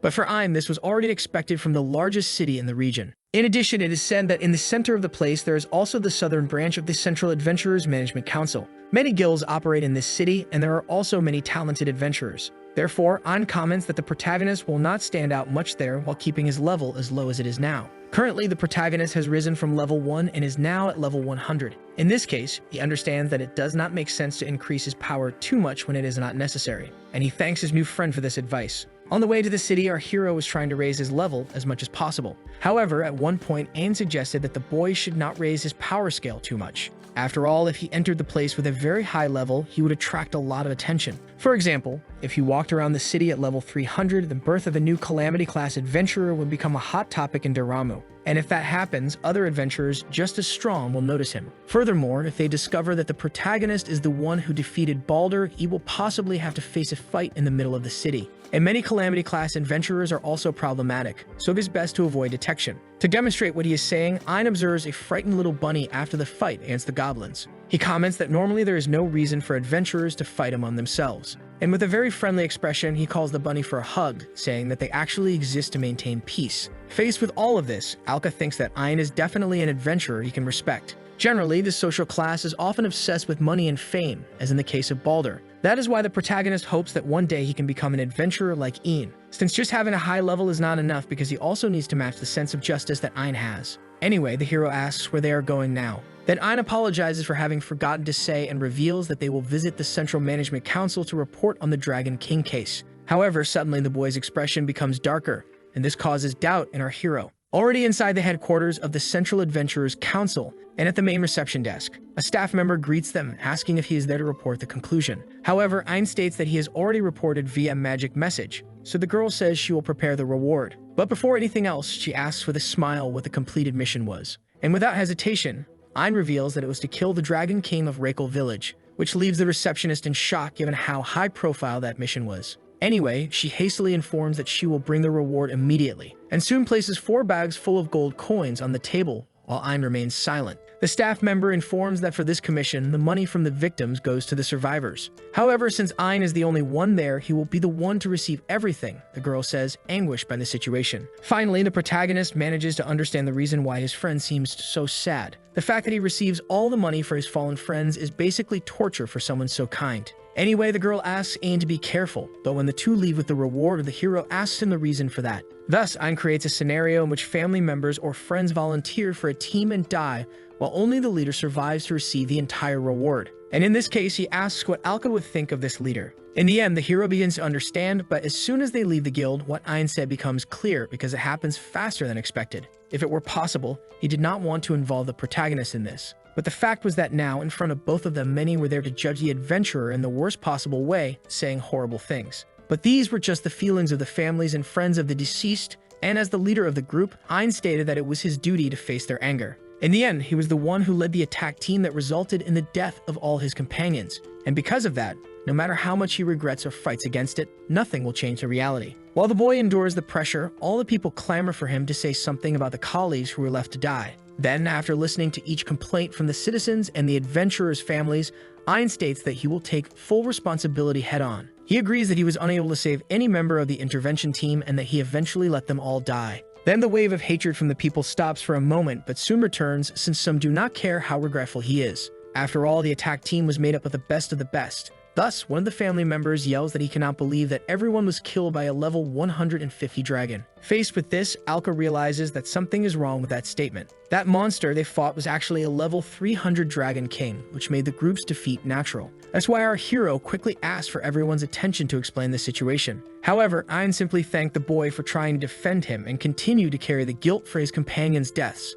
For him, if at that moment they had immediately withdrawn and evacuated together with the citizens, everything could have been different. Therefore, Alka tries to argue, but his friend does not seem willing to listen. Suddenly, a person approaches saying that what they are saying is nonsense. Because in this man's view, the leader must have intentionally let the others die. That way, he could take the entire reward for himself. Faced with this statement, Alka can no longer hold back and steps forward, shouting that Ein would never do something like that, which surprises his companion. That man, in turn, tells the hero to shut up, saying he doesn't want to hear what a foreigner has to say. However, the protagonist states that he is not a foreigner and that in fact he is an adventurer who fought alongside the leader against the Flame Destroyer, a level 300 monster. Upon hearing this, even the angry family members begin to have doubts because if it's true, someone surviving is a miracle. Still, the man believes the boy is talking nonsense. But despite not wanting to admit it, he realizes that the hero is as strong as he is after checking his status. Anyway, he irritably questions what kind of miracle a level 110 has to survive against a level 300 monster,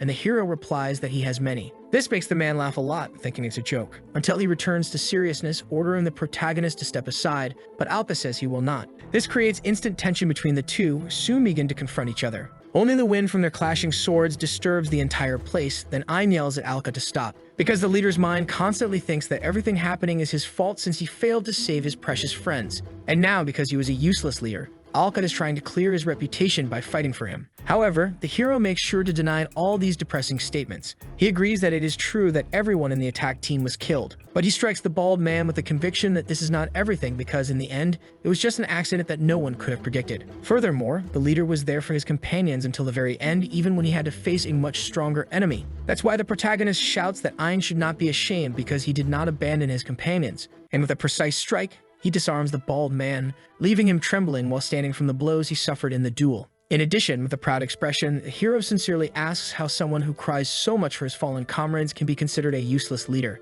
At this moment, the hero states that he will not oppose if his companion truly wants to take responsibility for the team's fatality. However, he says that blaming himself for all of this without clarifying the misunderstandings around him is wrong, because Alka himself wants everyone to know the truth, that Ein was a leader who never ran away no matter how exhausting the situation was. Ein, in turn, with tears in his eyes, asks why the hero is going so far. Then, extending a hand to his companion, Alka reveals that it is because he is an adventurer who deeply respects him, which is certainly a good enough reason. Faced with this touching moment, the bald man fills with rage and prepares a dirty trick. Cunningly, he throws a hidden knife from behind toward the two, and since the object was coming at a very high speed, it wouldn't have time to react. That is, until suddenly an old man with a sword appeared to put an end to this situation. And with the sword very close to the bald man's neck, this old man commented that he had already been waiting for Ein's return. Alka remains on high alert and points his sword at the old man because of his intimidating presence. However, Ein pushes the protagonist aside and introduces the old man as the highest authority of his guild, Sword of Salvation. This is the guild master named Gilly, level 200. Alka, in turn, still doesn't know how to behave, especially since the old man seems very angry while talking to him. Anyway, Gilly asks if the boy is the adventurer who protected Ein from the Black Dragon King, which everyone hears with collective surprise that this rumor might be real. Additionally, with the same irritated expression, the old man shows that he also knows that Alka dealt with the fugitive Balder, to the hero's surprise. To explain, Ein reveals that he had to be careful with the commission and reported about Balder to the master and to the central management. There was a fact that that adventurer had left the monster on the brink of death. However, since it was the protagonist who destroyed the core and since Balder had a malicious intent behind it, the money was paid to them. In the past few days, Gilly had been away from Daramu to face a monster in a distant place, and he received Ein's report via magic message while he was there. But when he returned, unfortunately, he came across a bunch of fools blaming the survivor, without even bothering to find out the details of what happened to the attack team. Regarding the mourning or regret for the loss of family and friends, the old man states that he will not interfere. However, Gilly shouts that to be an adventurer is to protect peace at the cost of your own life. Upon hearing this, the protagonist connects it to Ein's speech when he hugged the bunny.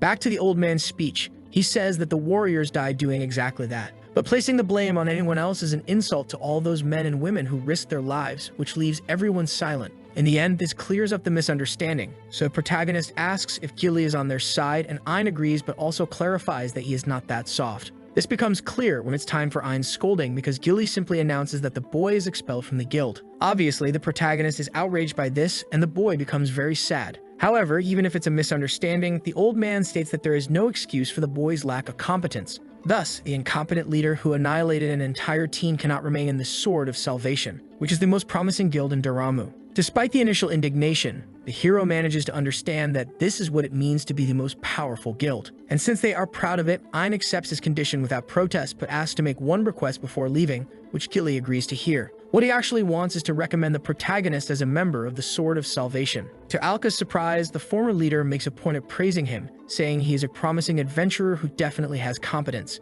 And he states with a smile that even if he's expelled, he doesn't need to worry about his future, so Gilly agrees. But right at that moment, Alka shouts that he will have to refuse, which leaves his companion confused about the reason. Alka understands that maybe Ein's expulsion from the Sword of Salvation is indeed inevitable. However, without mincing words, the protagonist states that a guild that cuts off valuable members in this way is not a place where he wants to be. Trying to calm Alka, the former leader starts listing all the benefits that will be given to the hero if he joins. And in addition, he makes it clear that to remain active as an adventurer, one needs to belong to a guild. So our hero asks if all he needs to do is join a guild. And if that's the case, he decides that he will create one with his own hands so the two of them can join. For some time, the two boys actually start walking around the city looking for a place, until they finally arrive at where the headquarters of the hero's guild can be established. However, upon arriving there, their expressions are of surprise instead of happiness because of the condition of the place. Alka even asks if this is really the right place, but Ein answers with a smile on his face that it is. In the end, this will be the place that will form their base for now.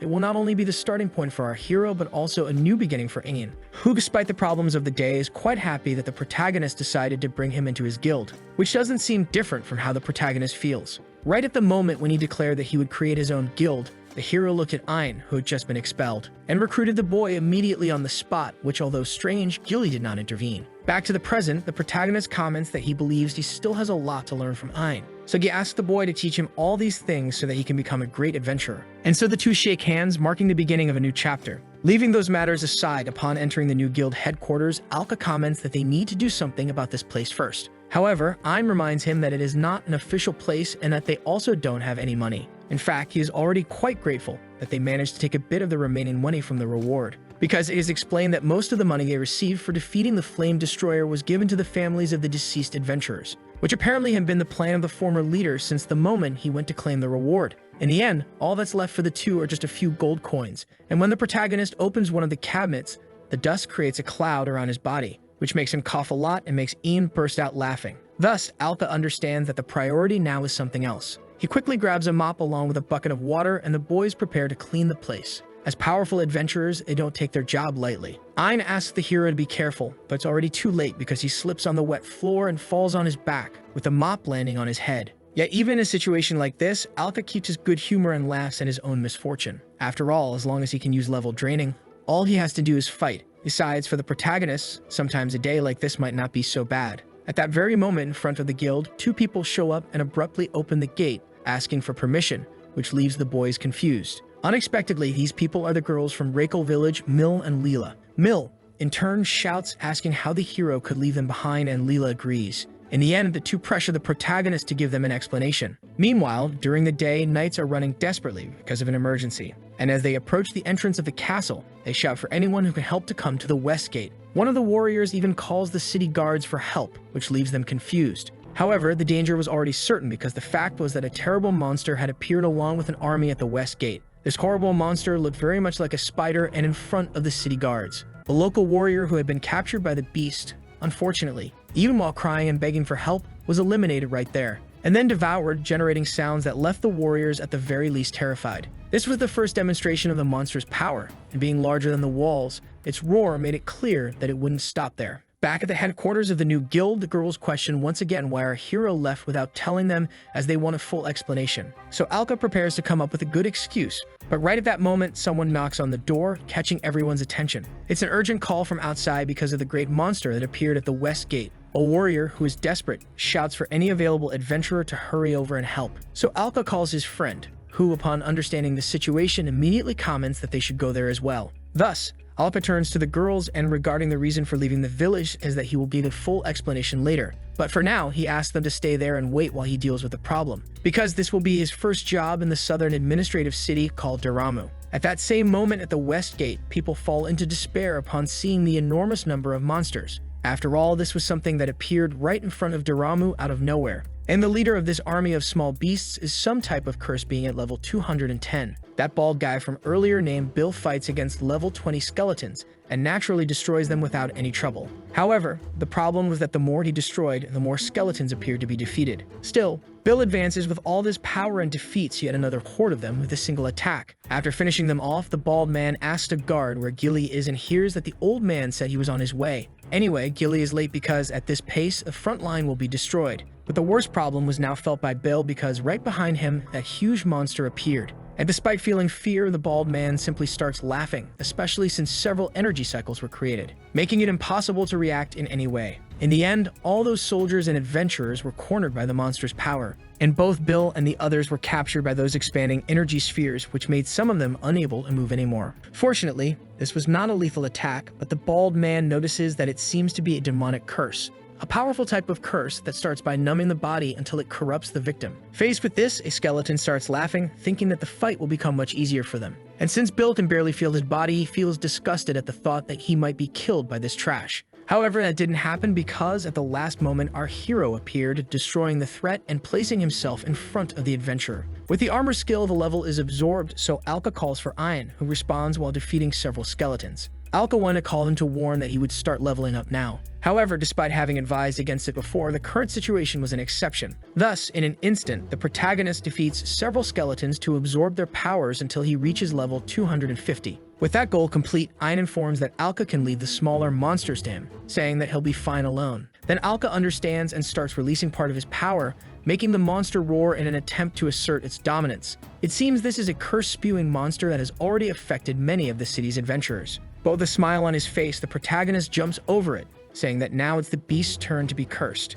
And he ironically says that the monster is lucky because it apparently loves curses. In the southern administrative city of Daramu at the east gate, Gilly walks outside exuding his immense aura. From what he heard, monsters appeared at the west gate, but after hearing how noisy the east gate was, he decided to take a closer look. And there he found another huge monster nest in the place just like on the other side. As it's facing a strong adventurer, the monster roars loudly. And so the battle between the level 200 adventurer and the level 210 curse-type monster becomes imminent. Surprisingly, this monster copy also has an army of skeletons, and Suda prepares to use all the curses that were demonstrated before, now all aimed at the old man. That's why Gilly praises the fact that the monster is not holding back even against just one adventurer. But the old man also states that since he is its enemy, it will be a pity because no matter how many are in the army, it will never match his power. Exuding power, Gilly activates his epic skill called Descent of the Demons. And the moment the monsters charge at him, he declares that their lives will end in 15 seconds. Back at the west gate, where our hero jumps over the monster,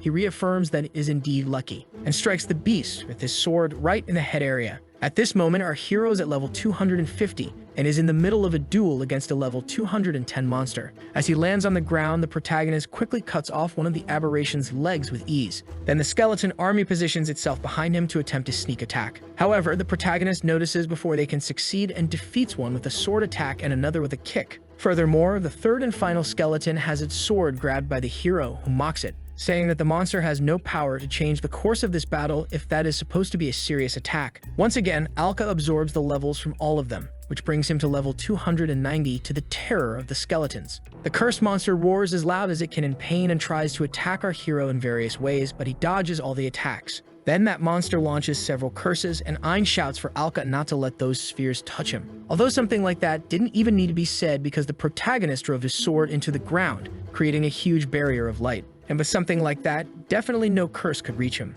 Bill, in turn, even without being able to move, watches the fight, unable to believe what is happening. After all, for him, it doesn't make sense that Alka is the same guy he fought not long ago. Finally, the protagonist manages to cause significant damage to the monster's body, making it fall face first to the ground. Then, very close to the beast's face, the hero asks if it is satisfied with all the chaos it has caused. At this moment, it had already cursed many, so the hero commented that it didn't need to answer, because regardless of what it said, the monster was destined to die now. As its last breath, the cursed monster moves its eyes wildly to the hero's surprise, causing countless curses to be launched into the air. Alka, in turn, comments that no matter how much it tries, it will never be able to hit him. However, the monster keeps laughing, especially because the target it was aiming at was actually the people inside the walls. Unfortunately, Alka realized too late that he had let his guard down, so he quickly defeats the monster. But all those curses remain active, and their destination was the city of Doramu. Suddenly, inside the walls, all those curses were seen in the sky by the citizens. And it was at that moment that our hero realized he wasn't paying attention to the monster's true goal. After defeating the cursed beast and absorbing the level of the armor's owner, he reaches level 500. However, Ein still comments that the situation is quite bad. After all, the curse used by that monster wasn't a common one, but a so-called demonic curse, which is a special type that is difficult to break. Furthermore, if it isn't treated properly, it will paralyze the entire body, leading the person to death in the end. Ein is sure that many people in Doramu have already been affected by that demonic energy from just moments ago. So Alka asks if there is anyone in the city capable of breaking this curse, to which the boy replies yes. However, even within the Sword of Salvation Guild, there are only 3 people with the power to do so, which left the protagonist desperate since there are so few in such a large city. And Ein then adds that those 3 would be the only ones capable of doing anything. Suddenly, 2 warriors approach running, asking if everything is okay. Quickly, the first of them extends his hand, saying he will break the curse. And right after, the second kneels down to help with his powers as well. The first one calls Mina, saying that although the curse is quite strong, they will be able to break it. Then another person appears, saying they should hurry and do this for everyone since she won't let anyone die. This is Mena, a high-ranking mage from the Sword of Salvation Guild. Faced with all this, Ein analyzes the situation where the 3 most capable people are there. And obviously, he becomes quite worried since there won't be any help coming from inside. Despite needing to spread out, Mana can barely handle the power of the curse on a single person. And unfortunately, she realizes it will take some time even if she succeeds. Still, she also knows that adventurers are not the only ones who should save others because they must also care for the people of the city. But suddenly, a beam of light is launched by the protagonist towards Bill, consuming him entirely to Mina's surprise. The hero knew that if he stood out anymore, the Calamity-class adventurers would notice him. However, despite being fully aware of that, he didn't want to be the kind of adventurer who refuses to save others over something so trivial. The level conversion attempt is a success, and the new epic skill is acquired. This is the Golden Curse Break, which releases a golden bullet that disperses all curses. And faced with this, the hero, now at level 350, asks if he did the right thing, to which Ein obviously replies yes. With nothing more to discuss, the protagonist extends his hand to launch a barrage of those from each fingertip. And as simple as it seems, he removes the curse from all the adventurers nearby. Mana naturally can't believe that such a tough curse is being broken so easily. So she asks who the protagonist is, but he replies that they'll talk about that later. After all, there are still many people suffering in Doramu, and about that, he asks if the girl is coming with them or not. Which makes Mina not only accept without thinking, but also shout that she will join because of her pride as the strongest mage. Therefore, Alka seems happy about this too, and so another one joins the hero's group. Already inside the walls, the protagonist notices how disastrous the situation is since the curse is spread throughout the city. In this case, Alka asks them to start working immediately, especially since he is committed to saving the city of Daramu. Alka opens the cistern window and asks the Abyss armor if the preparation is ready. In the weapon request section, he asks for the holy wings, offering the necessary compensation. Additionally, the protagonist accesses the sacred sword, completing the weapon conversion. Meanwhile, at that moment, a blue beam of light flashes in an instant, and from that intimidating aura, Gilly emerges unscathed after a one-sided confrontation on his end despite the level difference. Inevitably, the old man arrives at the gate and comes across the whole situation.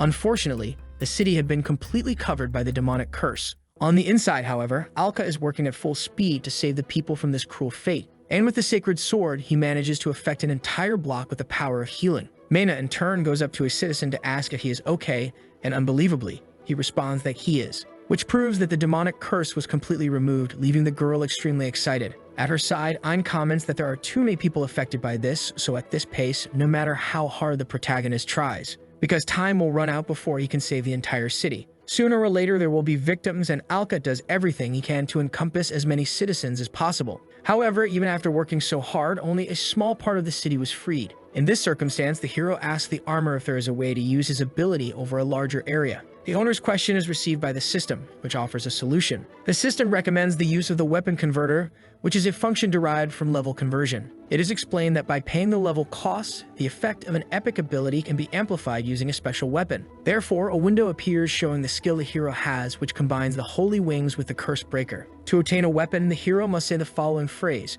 "Weapon to be obtained," and the activation word is "request weapons." Thus, the protagonist summons his sacred sword and activates the weapon conversion, creating a fusion between the angel wings and the sword. With the golden curse break ability at its full strength, the hero points upward with a command to destroy all curses. In the form of an arrow, sacred energy emerges and, already following the owner's orders, starts moving through the city, stopping at each citizen along the way. This time, the protagonist's power is enough to affect all of Daramu. Because of that, the hero's companions run over to talk to him. Mena asks if that's really a sacred sword. She wants to know if the hero is actually an adventurer or maybe a saint. However, Alka dismisses the second option, presenting himself only as an adventurer who does what he can to save the city, leaving the girl amazed. Anyway, Alka calls Een, saying he needs to talk to him about something regarding this situation. The hero, who definitely went overboard this time. Alka sounds cold because even though it was for the city's sake, if things continue like this, the whole village will notice him. Then, with maximum desperation, the hero asks Ein what he should do. But in this case, the boy looks at a person who might solve the problem, and without even thinking twice, he suggests asking Mena for help. Sometime later in the city, in front of an important headquarters, several people start talking about what happened. And inevitably, they become very excited, waiting for a certain person to come out the door. So at the moment Mena appears, to everyone it's like an angel descending from heaven. One of them can barely hold back his smile when seeing the one who saved Daramu from the demonic curse. Mena is now called the Golden Saint by the citizens, which, even though it's a compliment, leaves the girl so embarrassed that she screams in shame. Some time ago, at the Central Adventurers Management Council, Mena informed them that it was she who dissipated all the curses, just as Alka had asked. So the protagonist thanked her and did not become the hero who saved the city, because Ein's suggestion was made so the mage would receive all the credit for removing the curse. Mena, in turn, said that falsifying a report for the Central Council wasn't exactly acceptable. Therefore, Alka apologized, but since the boy had indeed saved everyone in the city, Mena was happy to at least be able to repay with this favor since she wanted to do her best to help him. In this case, Ein commented that her words were quite admirable. But changing the subject because of a certain noise, he warned that it seemed like people had come to see the Golden Saint who saved the city. Obviously, Mena screams not to be called that, but Ein says that doing this is very important. To explain himself as the girl is one of the best adventurers in the city, there's nothing strange about her being the savior, and that's why they need to give the strongest possible impression. If they can spread the idea to everyone in Daramu that she is the Golden Saint who saved the city, it will certainly divert attention from Alka. And for this objective, the adventurer announces that they are going to put on a spectacular performance. Mena, in turn, is confused because she hadn't heard anything about a performance, and Alka questions whether his friend is sure about this. Then Ein smiles, saying that with the power of the hero, it will be possible to make everyone believe in this story. The girl definitely wasn't expecting something this big, but without caring, Ein simply grabbed her by the arm. And in a quieter place, he told her that he wanted to make her the golden light that saved the city. In this case, Alka would launch a bunch of golden anti-curse projectiles on her, granting her a golden glow for some time. But despite the plan sounding too simple to be real, Mena asks if what they're saying is that she will be the target of the ability. Then the hero apologizes because that's exactly it, while assuring her that it's harmless to humans. In any case, if the girl continues to oppose it, the hero is willing to stop. However, since she had already said she would do her best to help, Manhwa once again offers herself to do whatever it takes. Still doubtful, the hero asks if she's sure, but as he hears no response, he simply thanks her. And to honor that determination, he says he will do his best, already firing an energy blast that sends the girl's hat flying. And it was in this way, with the hero's golden curse-breaking magic in full swing, that Manhwa appeared outside to be praised by the population. While watching everything, Ein asks if the hero could move the wings a little more to the left. Alka then tells the boy not to be ridiculous because his powers are not meant to be used like that. Anyway, the hero comments that he is increasingly convinced that Ein is someone who really enjoys playing around. But back to the main focus. With this, the protagonist believes that he will be able to avoid attracting the attention of troublesome adventurers. However, just when he thinks that, Gilly appears, apologizing for the interruption,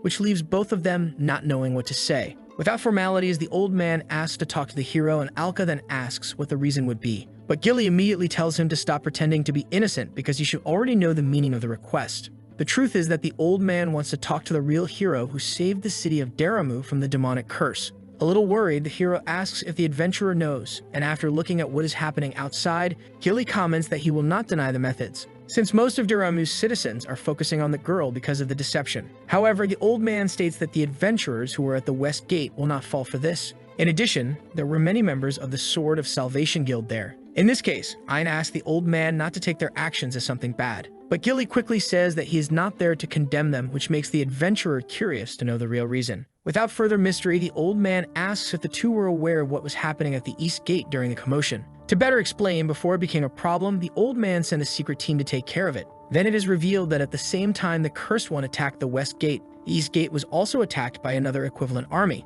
In this case, the boys ask if the city suffered from this, but Gilly asks the hero to calm down, because he alone drove out the entire army from the East Gate, and no one got hurt. Alka praises him, saying it is expected from the master of the Sword of Salvation Guild. Since even with all the city's adventurers being called to the west side, the old man still handled everything alone on the east side. Anyway, Gilly returns to the main point, and since a simultaneous attack occurred on both sides, the old man believes that someone is behind all of this, much to the protagonist's despair. In fact, Ein understands that there are many abnormal things about these attacks. This cursed creature was a monster the boy had never seen before, and driven by curiosity, he asked the adventurers who fought by his side, but none of them knew either. At least the boy believes it is not a beast that lives near the city, and besides, it's also strange that such a huge monster appeared suddenly without anyone seeing it. Therefore, the most likely hypothesis is that someone summoned it already in the region where the attack happened. This means that someone, either through an epic ability or magic, planned the destruction of the city. And it also means that someone has Daramu as their target.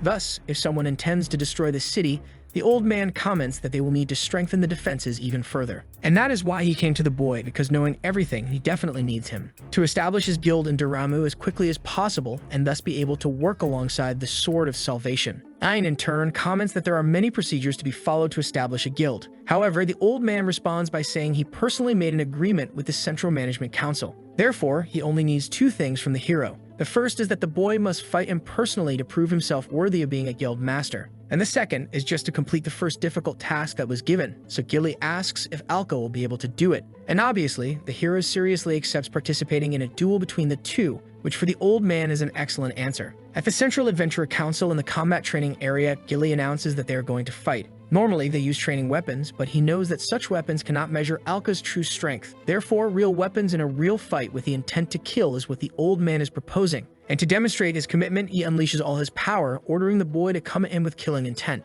Once again, Alka does not oppose, so out of respect for the test, he also unleashes his power, saying that he understands. Thus, with the two standing face to face, Ein raises his arms to give the signal and finally declares the start of the duel, which makes Gilly shoot toward the protagonist's flank like lightning and attack him seriously, praying that this blade won't be able to kill him. Somehow, our hero manages to defend against the attack because he is now only at level 100, while Gilly reigns with double the power. Just by looking at the level difference between the two, there's no way to win the test, and the boy is sure the old man knows that. Therefore, the purpose of this test is probably not to decide who wins or loses, but to see if he can fight under the conditions he is in now. And if that's the case, the hero decides that he will prove he is capable. Quickly, Alpha advances at high speed, shouting, while the old man remains serious. Thus, the hero attacks at his maximum speed, but the old man not only defends but also knocks the boy's weapon far away. So Alpha sees no other choice but to call the sacred sword through weapon conversion. In an instant, the new weapon almost hits the old man, who dodges just barely, and the hero takes advantage of his opponent's confusion to get close and strike. However, the sacred sword is also knocked far away. Still, Alka remains determined because he still has his knives, and one of them comes very close to hitting the old man until once again, he reads the movements and dodges regardless of the number of attempts. Finally, the hero throws the knife from a distance, and even that is not enough to break through Gilly's defenses. However, the old man soon realizes that it was just a distraction because Alka suddenly disappears from his vision. And then from above, the boy yells that this is what he can do against an opponent with 100 levels of difference, until he falls on top of the adventurer with a powerful blow that causes massive destruction. Ein thinks this is all incredible because regardless of level, the protagonist's skills as an adventurer have improved a lot in this short period. After that strike, Alka gets tired. After all, it's the best he can do at the moment, so he hopes it was enough. However, from the middle of all that cloud of dust, the old man starts to emerge, and even though he's quite injured, he laughs uncontrollably at his situation. After all, if it weren't for the level difference, that attack just now would have been fatal. Something like that is enough for Gilly to recognize Alka's strength as an adventurer, so the protagonist thanks him.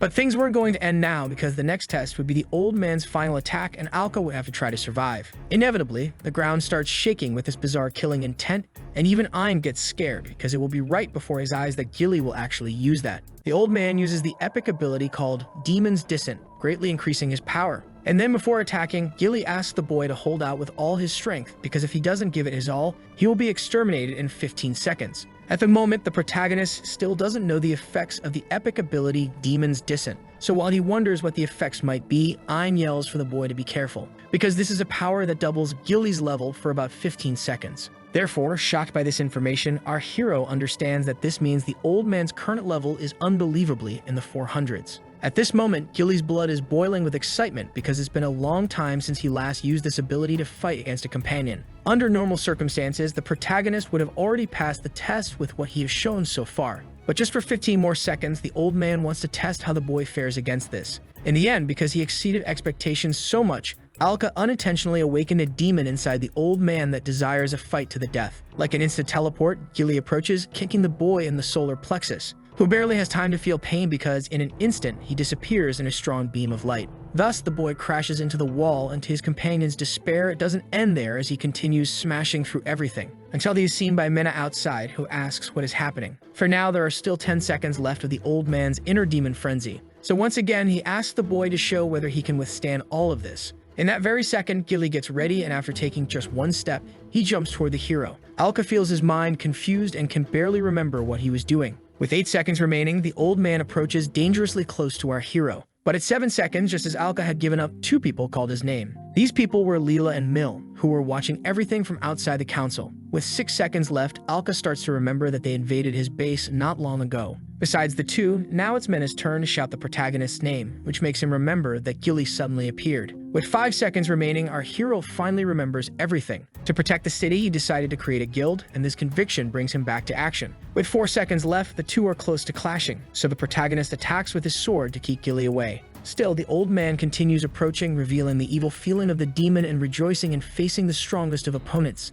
Thus, Gilly declares that this is the result of his great ambition and his purpose of being. All of this is placed into his final attack, the Black Demon Flash of the leader of the Sword of Salvation Guild. Finally, the protagonist is disarmed again and admits that he can't handle these movements. But if all he has to do is dodge, the boy declares that he has a way for that. Therefore, with his micro-explosion ability, the hero commands the sacred sword to self-destruct. Just as intended, the sword explodes upon meeting the old man's final attack. This slightly reduces the impact, but regardless, the boy is still sent flying until he crashes hard onto the ground. Lying face down, the hero asks the black armor to search for epic abilities that can replace the sword he left behind in the training hall, as well as epic abilities that can repair the Saint's wings, but the system warns that using level conversion now is strongly discouraged. The hero knows this, but he still needs to fight, and for that, he will need his sword. With nothing more to contest, the weapon repair ability is purchased for 90 levels. Then the protagonist requests to recover his weapons with this conversion, which quickly brings back not only the sacred sword, but also his katana. Therefore, now Alka provokes that so-called demon and Gilly to come and attack him because, with these 2 furious blades, he will certainly destroy him. Alka knew that if he could hold on for just a few more seconds, he would get better and believed he could still fight more. However, suddenly he collapsed in front of the old man, already unconscious. And quite understandingly, Gilly ceases attacks because the 15 seconds of the test had already ended. Sometime later, the protagonist wakes up in a panic, shouting about the test. until he realizes that he is at his base when he looks at the bed and everyone around him. Leela is the first to come talk to the protagonist. She says that she went shopping with Mill, and at that moment the two saw him falling from the sky. Therefore, naturally, they were quite worried. And the hero manages to remember the moment their eyes met during the fight. Right after the first girl, Mill appears saying she's happy that Alka is okay, but also comments that they were very shocked. Mena, in turn, didn't expect the two to break through the tower wall and appear right above them, so the protagonist apologizes for worrying everyone. Anyway, the girl asked about the test, and about that, the old man immediately says that Alka passed. It is said that when the hero lost consciousness, the effects of Demon's Descent had already worn off. In those 15 seconds where he gave everything he had, no other adventurer had ever survived with a wound that small. So Alka feels very happy, but right when he tries to celebrate, he feels a sharp pain, which makes Aim point out that the old man probably has something else to say. And by free and spontaneous pressure, Gilly decides to speak. Inevitably, he reflected on his actions of letting his blood boil, and for having lost control to his ability, he offers his most sincere apologies. But all of this is because, in the meantime, Ein explained that if something had happened to Alka, it would have been the old man's fault, and since it was the protagonist who truly saved the city, Gilly feels quite ashamed. Anyway, returning to his posture, the old man announces that the protagonist passed the first test, so once he has rested enough, he will receive the second part. Alka asks if the second task has to do with completing a high difficulty mission, and immediately the old man responds yes, saying it is in an underground ruin in the east of Daramu, and this place in particular is popularly known as the Atelier of the Ancient Witch. Mena is surprised to hear that, showing that she seems to know what it is about. Gilly explains that this place used to be the refuge of a powerful witch but now is a tomb of monsters. In this case, the hero asks what kind of monster is the target of the subjugation, but that is unknown. It is said that in recent days, inside the Atelier of the Ancient Witch, an abnormal magical power has been observed. And as a result of this abnormal magic, monsters went crazy and attacked merchants traveling to the city. Until now, the source of this magical power remains a mystery, but it is clear that it is not a natural phenomenon. Based on the intensity of the magic, it is estimated to be a level 300 monster. Obviously, the hero comments on this, since it is stronger than the one that appeared in the village. Gilly explains that the ruin itself is very dangerous, so none of the adventurers who went there managed to reach the bottom. But if it is the protagonist, he is confident that he will bring positive results. That's why the old man gives Alka the mission to investigate the Atelier of the Ancient Witch and defeat the monster that is causing this magical disturbance. This is Gilly's task, and finally he asks if the protagonist will be able to do it. In a dark and distant place, a signal sounds, making noise in a library where only one person resides with hands like those of a skeleton. Everything indicates that this is the Witch of the Atelier, and with several noises approaching, she realizes that once again someone else is entering her property. Therefore, typical of a possessive person like her, anger arises along with a deep desire to exterminate all intruders. In the eastern desert of Daramu, the protagonist realizes that they have finally arrived. Along with Ein and Mina, the group is at the destination indicated by Gilly, at the underground entrance to the Atelier of the Ancient Witch. Sometime later, while the hero picks up some things from the ground, he asks if she is sure she wants to come along. The protagonist speaks of Mill, and obviously she says yes, and she is now a newly certified level 10 adventurer. To be able to help the hero, she got certified as an adventurer by the Central Administrative Council. Regarding the reason why the protagonist left the village, both she and Leela heard it from Ein, so the girl comments that Alka is a good person. The fact was that he left the village on his own simply because he didn't want to involve other people in a problem. However, now Mill wants to become strong because that's how she believes she can stay by the protagonist's side, which surprises him. Anyway, Alka comments that the Atelier of the Ancient Witch is far too dangerous a place for someone at level 10. Then Mill starts to panic, not understanding why the protagonist is at the same level as her.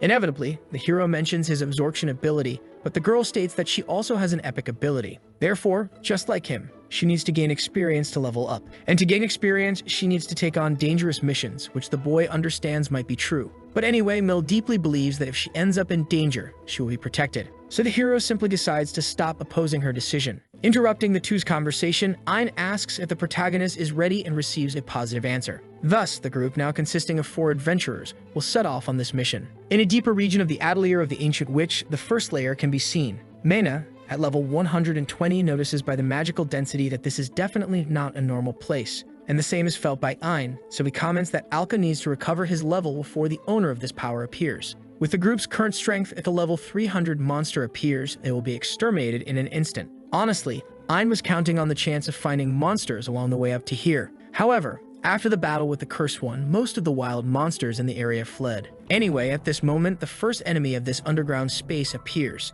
It is a level 50 Vanguard robot with hammer hands. Alka gets excited to finally find an enemy since he will be able to recover his power. So Ein steps forward, saying they will weaken the robot so the hero can drain it. Without wasting time, the monster charges at high speed, and using the weight of its hands, it strikes the ground, creating a crater. Because of this, the hero shouts to the rest of his group, but Ein simply tells the boy to relax. After all, they are still high-ranking adventurers in Daramu, so something like this is not an opponent for them. Mina positions herself above the robot, preparing a spell and mocks, saying that spinning its arms randomly will hit her. Additionally, with her magic, she destroys the robotic arms of the opponent, which makes this the perfect time for the protagonist to attack and steal the monster's levels for himself. At maximum speed, the protagonist approaches, but the robot still had one last trick up its sleeve. At the last moment, it made its head turn into a hammer, just like its hands. And for our hero, at this rate, there would be no other escape but to be completely crushed. Mill panics, knowing she needs to do something to save the protagonist. So without thinking twice, she draws her dagger and asks her epic ability to give her strength. With the shout, Lightning Fang Quick Step, the girl suddenly appears behind our hero and strikes the robot's hammer head. Alka shouts in great concern because she is defending him, and naturally, due to the level difference, the girl can't pierce the carapace, being knocked far away but falling on top of the hero, who thanks her, recognizing the fact that Mills saved him, making her happy. The hero never expected the monster's head to transform like that, but also praised her powers. The monster, in turn, becomes enraged and jumps at the protagonist, trying to land a hit. However, the hero dodges and mocks, saying that a hammer that big won't be able to hit him. In the end, the protagonist can't deliver the final blow because the level gap is too vast. So he wonders how he should finish off the monster. From behind him, Mina warns that normally a robot should have an energy core under its armor. Then the hero asks how they will manage to get past that armor, and Ein replies it's easy because they just need to tear it off with brute force. Therefore, without explaining much, the boy simply warns that they are going to get a little wild. The moment the robot tries to attack again, it receives a blow right to the head from Mina, who declares she will support the adventurer. Thus, Ein manages to get close and with his bare hands opens the armor through the cracks Alka made without any trouble, revealing all the weak points. Finally, the robot's central energy core is exposed, and as the monster still manages to move, Ein yells for the hero to hurry. Understanding the command, Alka charges forward and with his sword stabs right into the core, making it crack and finally shutting down the machine. From this victory, the protagonist receives the corresponding levels, returning to level 60. Alka is a bit impressed to be able to absorb levels from a mechanical puppet. Speaking more precisely, Mina comments that the robot is a magical-type monster that controls the puppet. An automaton can act entirely on its own using magical power as its energy source as well. After all, it is an artificial creature brought to life by magic, which is easier for the protagonist to understand. At this moment, Mill shouts for the group to pay attention because 2 more robots are approaching. But now that the protagonist is back at level 60, he charges forward because he can finally fight properly. Right on the first strike, the boy manages to throw one of the robots onto the second, causing a domino effect. And as the punch is strong enough to cause a crack in one of them, the hero wastes no time piercing the core with one of his daggers. In this way, the level of the owner of the Abyss armor rises to 110. When the second monster tries to attack, the Saint Wings are activated, bringing the Sacred Sword. Therefore, Alka easily defends himself and states that there is no need for any more tricks. Without any problems, he sends the robot's hammer arms flying and simply destroys it with one attack. Thus, the level of the owner of the armor reaches 160, which is much higher than when he arrived in the cave. The problem was that suddenly a sense of danger appeared because several projectiles were coming his way. Mena had to step in front of the boy to defend him and scolded him, telling him not to let his guard down. Now, a second wave of robots had arrived, and unlike the first, these were greater in number, and much more heavily armed to eliminate the detected hostile life forms. These robots were also level 50, but from a different category called Assault, and as ordered, they began the extermination. With a magical barrier, Mena protected all 4 members of the group. Although each of them individually has low levels, with so many enemies, their power becomes cumulative. Some kind of general signal communicates with the assault units, reporting that the targets are high level. That's why it is extremely recommended that they stay alert without letting their guard down. In the middle of this chaos, Ein draws attention by pointing to a safe area,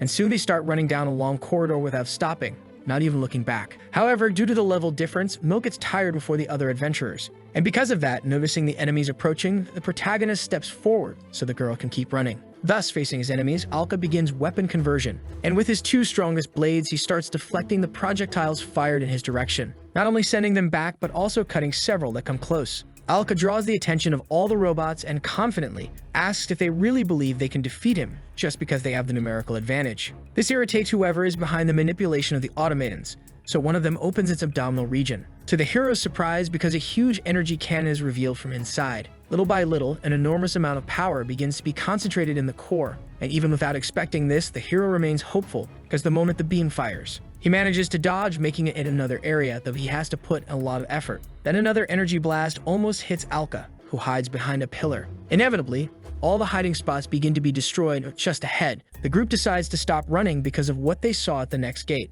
Obviously, when the protagonist catches up to them, he asks why they're standing there since the robots are coming, and if they don't move, they will be caught. However, the answer is simple because, unfortunately, the fact is that they reach a dead end. Alka panics, unable to believe it, and the first robot prepares an attack. But fortunately, Mena, who notices it in advance, creates a barrier just like before. Anyway, the monsters start getting closer and closer to the group, so Mena stands in front to defend everyone with her barrier. But the truth is that she is being overwhelmed. Besides that, the energy cannon in the abdominal region appears only to make things even harder. Mena desperately warns that she won't be able to hold on much longer. Therefore, Alka decides that what you must do is step out and face them all head-on. However, Aim warns that the boy must not do that because with the current level, he won't survive. Thus, a question that remains is exactly what they should do to escape. That is until the protagonist steps on a specific area, activating a purple energy that surrounds all four. Along with that, several magic circles are created on the ceiling of the hall. Being a high-ranking mage, Mena immediately realizes that this is a magic trap.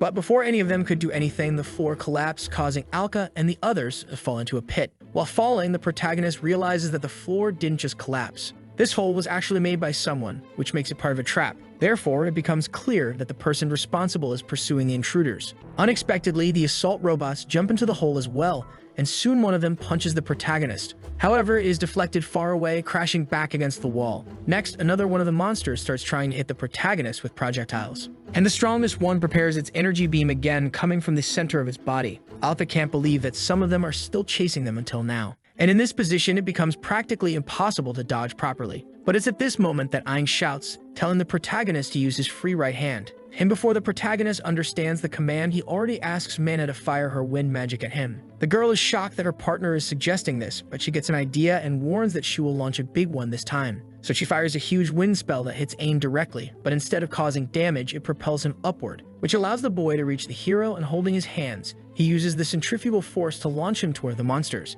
In this way, Aang shouts that he'll leave the rest to the protagonist, and the hero understands, already slicing the first one in half with his sacred sword, which causes an explosion that blinds the other two robots. Being above this time, the projectiles come from below. Alka simply tells them to hold still and fires something toward the two that pierces them, making those robots also explode right beneath where the hero is. With that, it doesn't take long for a chain reaction to occur, and Alka finally absorbs the powers of the two, reaching level 360. Therefore, being this strong now, he believes he should be able to defeat the abnormal source of magic in this place. Anyway, Mill warns that they are close to reaching the bottom of the hole. Then Mena comments that it's her time to act, and using wind magic to absorb the impact of the fall, the three land calmly. That is, if it weren't for an explosion that came right behind because of Alka. Because since his level rose so quickly, he is temporarily unable to control his powers precisely. Dain, on the other hand, laughs, saying that apparently they no longer need to worry about Alka's power. Anyway, Mill asks what this place is because it seems too dark to see anything. But just as she said that, candles all around the hall lit up.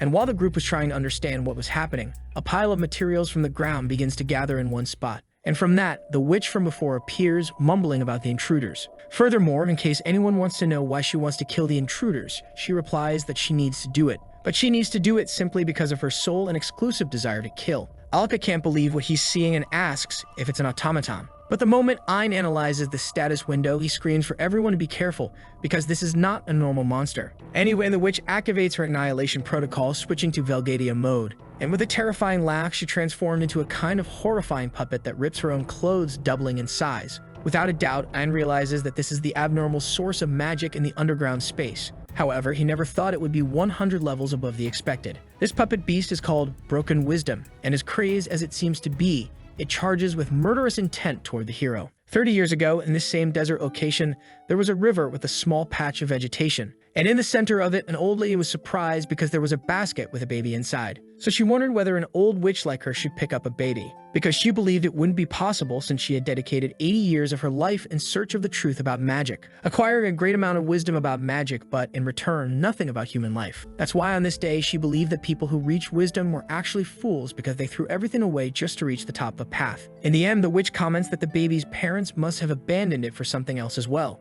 And if she hadn't noticed it, the baby would probably have died in the wild, which should have been its fate. But at that moment, the child cried, and the old lady began to think about her convictions, because such a helpless child really couldn't be left like that. Inevitably, being raised by an old witch, the child would be avoided by everyone. But even so, since the baby wished to live, the witch Brigadia offered to be its caretaker. And within a few seconds, she decided that the child's name would be Murimu, making not only the baby smile, but also the old lady. In contrast to this empathetic figure of the witch from the past, the puppet in the present charges forward with bloodlust and tries to exterminate the protagonist for being an intruder, but fortunately, he manages to dodge. Little by little, the monster becomes increasingly insane and carries different auras in each of its fists. Thus, the moment the hero tries to advance, one of these hands activates a fire spell that blocks his path, and without giving the boy time to think, another hand almost hits Alka with a sword slash. All those hands work simultaneously, using everything from magic to sword techniques. Jumping over the hero, the puppet uses one of its hands to create artificial kunai,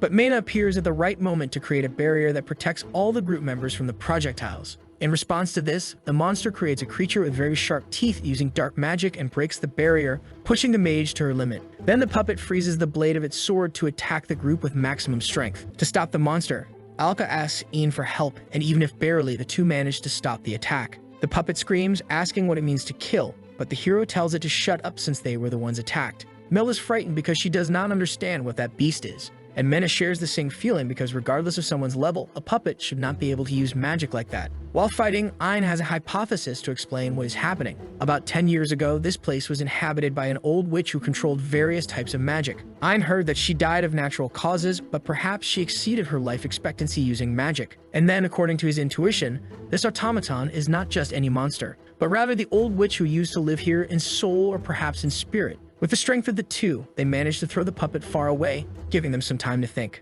Alka asks if the old witch was really that fierce, but Ein replies that no, because back then the residents seemed scared of her. However, there were never any reports of direct harm to anyone. At this moment, the robot starts feeling agonizing pain with a widespread electric short circuit. Then Ein comments that the body of the automaton, into which the soul was transferred, seems to be breaking. In this case, it would be the perfect time to act, but suddenly dozens of ice walls appear, and the robot uses these walls to move at high speed until it gets close enough to Ein for the boy to take back what he said earlier. 18 years ago, in the old witch's workshop during the night, the library was empty, but a house deep in the forest was not. Because there, Merimu was building a robot under the supervision of the witch. Of all things, Brigadia shows herself impressed by the girl's interest in these strange things. But to the girl, this was something logical since with normal magical abilities, she could not defeat the master. Still, Brigadia assured her that if Murimu acquired knowledge, one day she could reach the same level as her. However, the girl found Brigadia's path boring, and that was why she decided to specialize in automatons. Since that time, the witch did not seem interested in it but let her do whatever she wanted. After all, her goddaughter's life should be determined by herself. 10 years ago, with Murimu a bit older, the witch on her deathbed asked the girl not to raise her voice. Murimu was obviously desperate and determined to find a way to transfer her soul into an automaton. She was just one step away from not losing her mother, but that step still seemed far from being taken. Brigadia, in turn, said that it was okay, and that the girl did not need to continue this research for that. After all, the witch's death was natural, but now her disciple would have a future, and she prayed that something wonderful would come to the girl since she had always been a good girl. Back in the present, the puppet advances wildly with the intention of exterminating the intruders. Then the young adventurers retreat to avoid being hit. But the problem was that a certain adventurer could not retreat as quickly as the others. Mill was face to face with a level 400 monster, so the hero panicked the moment an attack was prepared. And without thinking much, he put himself in front of the blow to protect the girl, taking all the damage and being thrown along with Mill across the library floor. Alka struggles to get up, leaving the mage quite worried, and Ai makes a point of not letting her get close. But that was not enough, and as expected, when she approached one of the ice barriers, she received a surprise blow from inside it that hit her directly. Mana flies with the impact, causing great concern in Ain, but now he doesn't have time for that.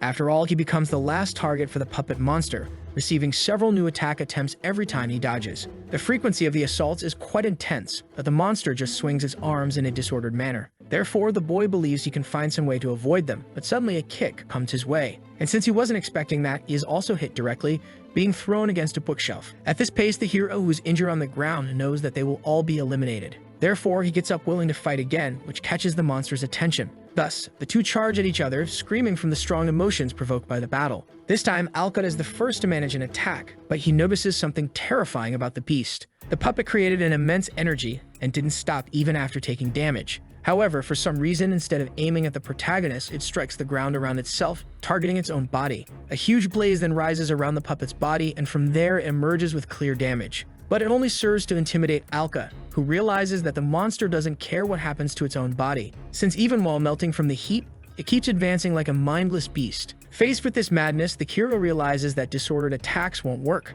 so he needs to pierce the beast directly in its energy core. But about that, he still doesn't know how he's going to do it. While burning, the monster charges at the boy with multiple punches, and even though the monster is so clumsy, it becomes difficult to get close. Besides, at this moment, more of those automatons from before that were chasing the group appear. However, since they are focused on the protagonist, Alka thinks this is a great opportunity because he was already in need of levels. Thus, with just one move, he defeats all the robots that appeared and absorbs their levels, now reaching level 560. In this way, with a determined look, Alka asks the Abyss armor to find an epic skill that limits the enemy's movements. And so the research is completed, offering the skill Crown's Bind, capable of restraining a single weaker target using black spears for a cost of 150. Once again, the monster prepares to attack, but this time the hero activates the skill. And even though the beast is advancing at high speed, since its level is 400 and Alka's is now 410, he declares that the powerful must be crowned while the weak bow before the presence of the king. Alka shouts Crown's Bind, giving the order for the puppet to stop,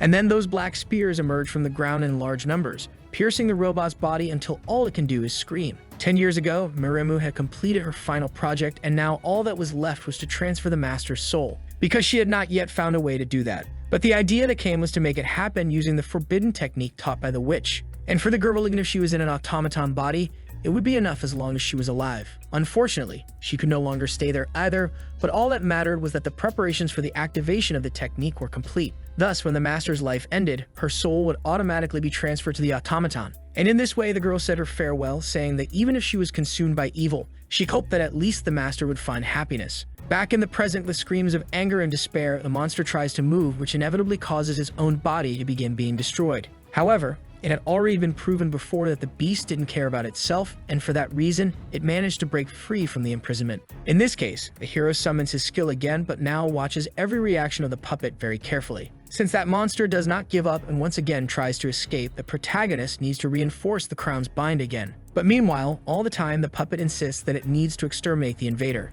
Because of this, the hero asks why it is so determined to kill them. And for some reason, this question finally makes the robot reflect on whether killing is really its true purpose, until it comes to the conclusion that it is not, but the feeling of losing control inside the puppet is greater than it can handle. Therefore, to the hero's surprise, it destroys some of its own arms in order to free itself, and then charges forward once more, completely crazed, to destroy any form of life that appears in front of it. In this case, the hero sees no other choice but to activate his skill one last time, now piercing the robot's chest. And so finally, the witch's soul remembers that its true purpose was actually just to protect the place where that child would one day return. In any case, now Alka destroys the puppet with a powerful strike, making it fall to its knees. But even in its last moment of life, what remains of the witch's spirit calls out the name of Meremu. Somehow, the protagonist realizes that he has defeated it, but suddenly his attention is drawn to a glowing orb that comes out of the robot's body. That's why the hero wonders what that is, and as quickly as it appears, it flies towards a half-open door. It was a hidden gate that not even Alka had seen before, so he decided to take a look.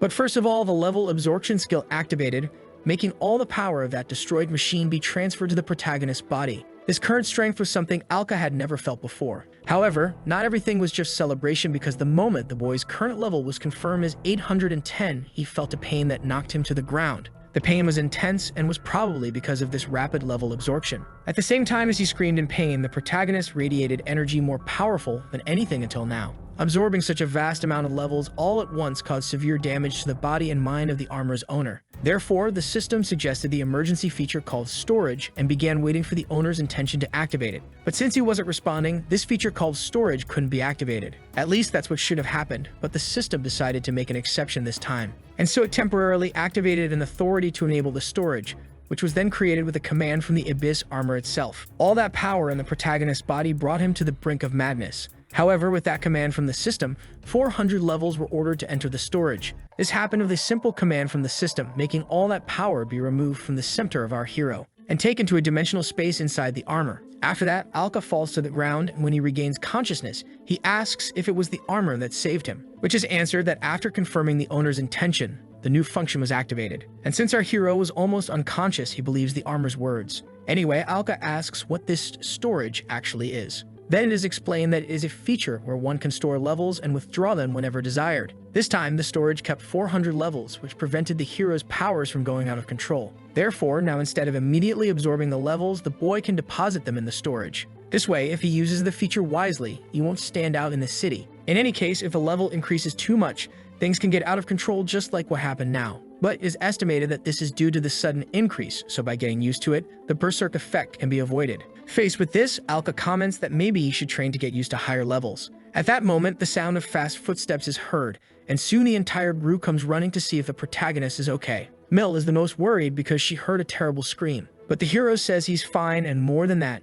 he's happy since everyone there is safe, which is enough for them to celebrate. By the way, the protagonist mentions that when he defeated the automaton of the old witch, a light similar to a human soul appeared from the wreckage. And about what happened to it afterward, he says that the light disappeared behind the door right ahead. A bit scared, Mel asks if they should check what's happening, and Mena answers yes. Because if that light was the soul of the old witch, the danger might not be over yet. Therefore, the four adventurers set off to uncover the mystery behind the door. And as the strongest in the group, the protagonist places himself in front to open it. However, the sight that everyone finds is that of a sunny place with beautiful vegetation, which even makes the hero doubt whether this is still the same underground space. Aim believes it must be a place created by the magic of the old witch. But even Mena has never seen magic like this before, which was to be expected from the most powerful witch. Mill, in turn, wonders where the human soul went, but soon notices the presence of a house at the far end of the place. What definitely seems to be a suspicious cabin. However, before they could even go there, a hole opened in the roof, and to everyone's surprise, another armed robot appeared in an instant.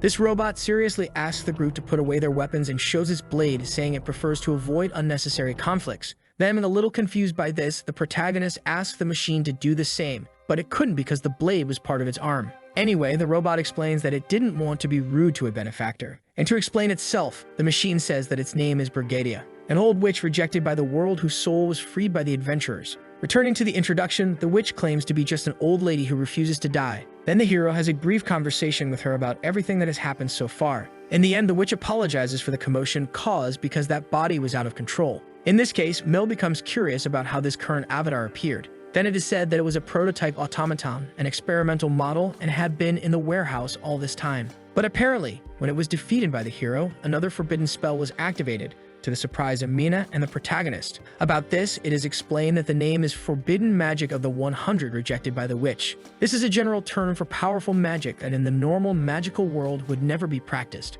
Therefore, the protagonist asks if this magic is really active, and unfortunately, the robot confirms that it is. To be more specific, what was activated was Forbidden Spell number 95, which grants peace to a soul without a body. With this forbidden spell, even if the witch's soul dies inside the workshop, it will automatically find another usable body. Mena, in turn, notices that Brigadia doesn't seem to like surviving with this forbidden magic. Then she asks why the witch simply doesn't undo the spell, but it is said that this is not possible. After all, this forbidden spell can never be undone by a third party. And to explain the misunderstanding that is unfolding, she states that she would never have used such magic in the first place. She also explains that she is merely a victim being targeted by this forbidden magic. In this case, with curiosity taking over the group, Mina asks who cast this spell. And unfortunately, the witch reveals that it was her disciple named Murimu. It seemed that she couldn't accept her death and then used it to cast a spell that distorted even the natural law. In the end, the witch knows very well that her disciple is a fool, and that's why she asks them to forget about her. Because as things are, she will soon meet the girl to resolve this. But it is said that there is still a problematic issue in this matter. The fact was that Murimu did not have the knowledge or ability to use forbidden magic. Therefore, a certain man surely convinced her to do this. And in exchange for teaching her forbidden magic, that man would have her produce combat automatons. Thus, his name was about to be revealed, but suddenly this person appeared to introduce himself as Volma Forden. Shocking our hero, Volma states that magic users despise those who can break the principles of the world. However, forbidden users are in great joy over the fact that he accepted everything that magic can offer. With a bloodthirsty look, he says that from people to his own desires, everything naturally destroys without mercy. Then Volma Forden introduces himself again, but now as a forbidden spell user blessed by the god of evil. Obviously, the witch is left in disbelief that the one responsible for everything is standing right there. Volma was someone consumed by greed and who had no right to step into her territory. That's why Brigadia states that she won't let him escape and that she will make him regret it. In this way, the witch triggers an emergency command for all the automatons in the region. But upon hearing that the witch is planning to call her robots, the sorcerer asks if she is referring to those metal pieces trapped in his magic, which leaves everyone shocked and Volma in a state of total ecstasy. Then, without any mercy, he destroys all the robots in an instant. and returning to his serious expression, he asks if they should get straight to the main subject. After all, he is there to deal with ending the life of the elder witch Brigadia once and for all. Faced with this intimidation, the witch's expression becomes even more irritated because it seems that the one controlling the forbidden magic is not Maremu, but rather Volma, which the sorcerer himself confirms, saying that the girl merely executed the spell he initiated. In this case, he is the only one who can break it, and in other words, the only one in the world who can kill her. Then Volma vibrates with joy at the witch understanding the situation she is subjected to, and he states, laughing, that under his command she can lose the protection of that forbidden magic. In this way, the sorcerer points his staff and declares that as soon as that tin body breaks, the witch's soul will be lost forever. Brigadia, in turn, asks why the sorcerer only came now to take her life. After all, she can't think of any benefit in killing an old woman like her. At first, when he cast the magic, Volma explains that he really had no intention of killing her. However, when 10 years pass, circumstances changed, and at this moment, he claims to be executing a magnificent plan, then revealing that soon, plenty of dazzling blood will flow in the metropolitan city in the south of Daramu. This shocks both the hero's group and the old witch. In any case, Volma is doing this because he doesn't want to be stopped by an old woman with a sense of justice, because in the neighborhood and the city, she is still one of the most powerful witches. Alka finally calls attention by asking if the man can be considered his enemy, and he agrees. That being the case, the protagonist charges to attack, saying that's all he needs to know. This attempt slightly shocks the sorcerer, but he manages to defend himself at the last second. Volma shows that he is impressed, and soon the shock of the blow makes both of them step back. Regardless of the villain's plans, the protagonist states that he is not interested. What if Volma tries to do anything to the people of Daramu? The hero warns that he will not allow it. A confrontation is imminent between the level 500 sorcerer and the level 410 adventurer. However, it was only at this moment that Volma realized who he was dealing with, because he didn't expect to find someone as powerful as the witch there. Naturally, unexpected interferences will hinder the villain's plan, but he enjoys this because it's great that he has discovered the hero's existence there. Since now that he is aware of this unforeseen event, the protagonist is nothing more than a toy, which becomes clear when Alka is thrown away with ease. With the hero lying on the ground, Volma approaches, saying that he doesn't even need to use forbidden magic to kill the boy. But it is at this moment that Ian appears, frustrating this plan because for some reason, the sorcerer had forgotten about the others. Faced with these new opponents, the villain analyzes the situation carefully as he is surrounded. And so Volma understands that he is clearly at a disadvantage despite his high level. Therefore, for now, he opens a portal, saying that he will put things in order first. And he admits that he will flee from the confrontation because if he stays there any longer, the blood ritual may be delayed. Alva asks what that is about, but his companions seem to understand and look frightened. In any case, Volma warns that if the boy truly wants to protect Daramu, he should return home quickly, because it is only a matter of time before his subordinates start chaos in the place. In the administrative city in the south of Daramu, like on any other sunny day, people walk around freely. For anyone observing from the outside, it really is a place that conveys a charming peace.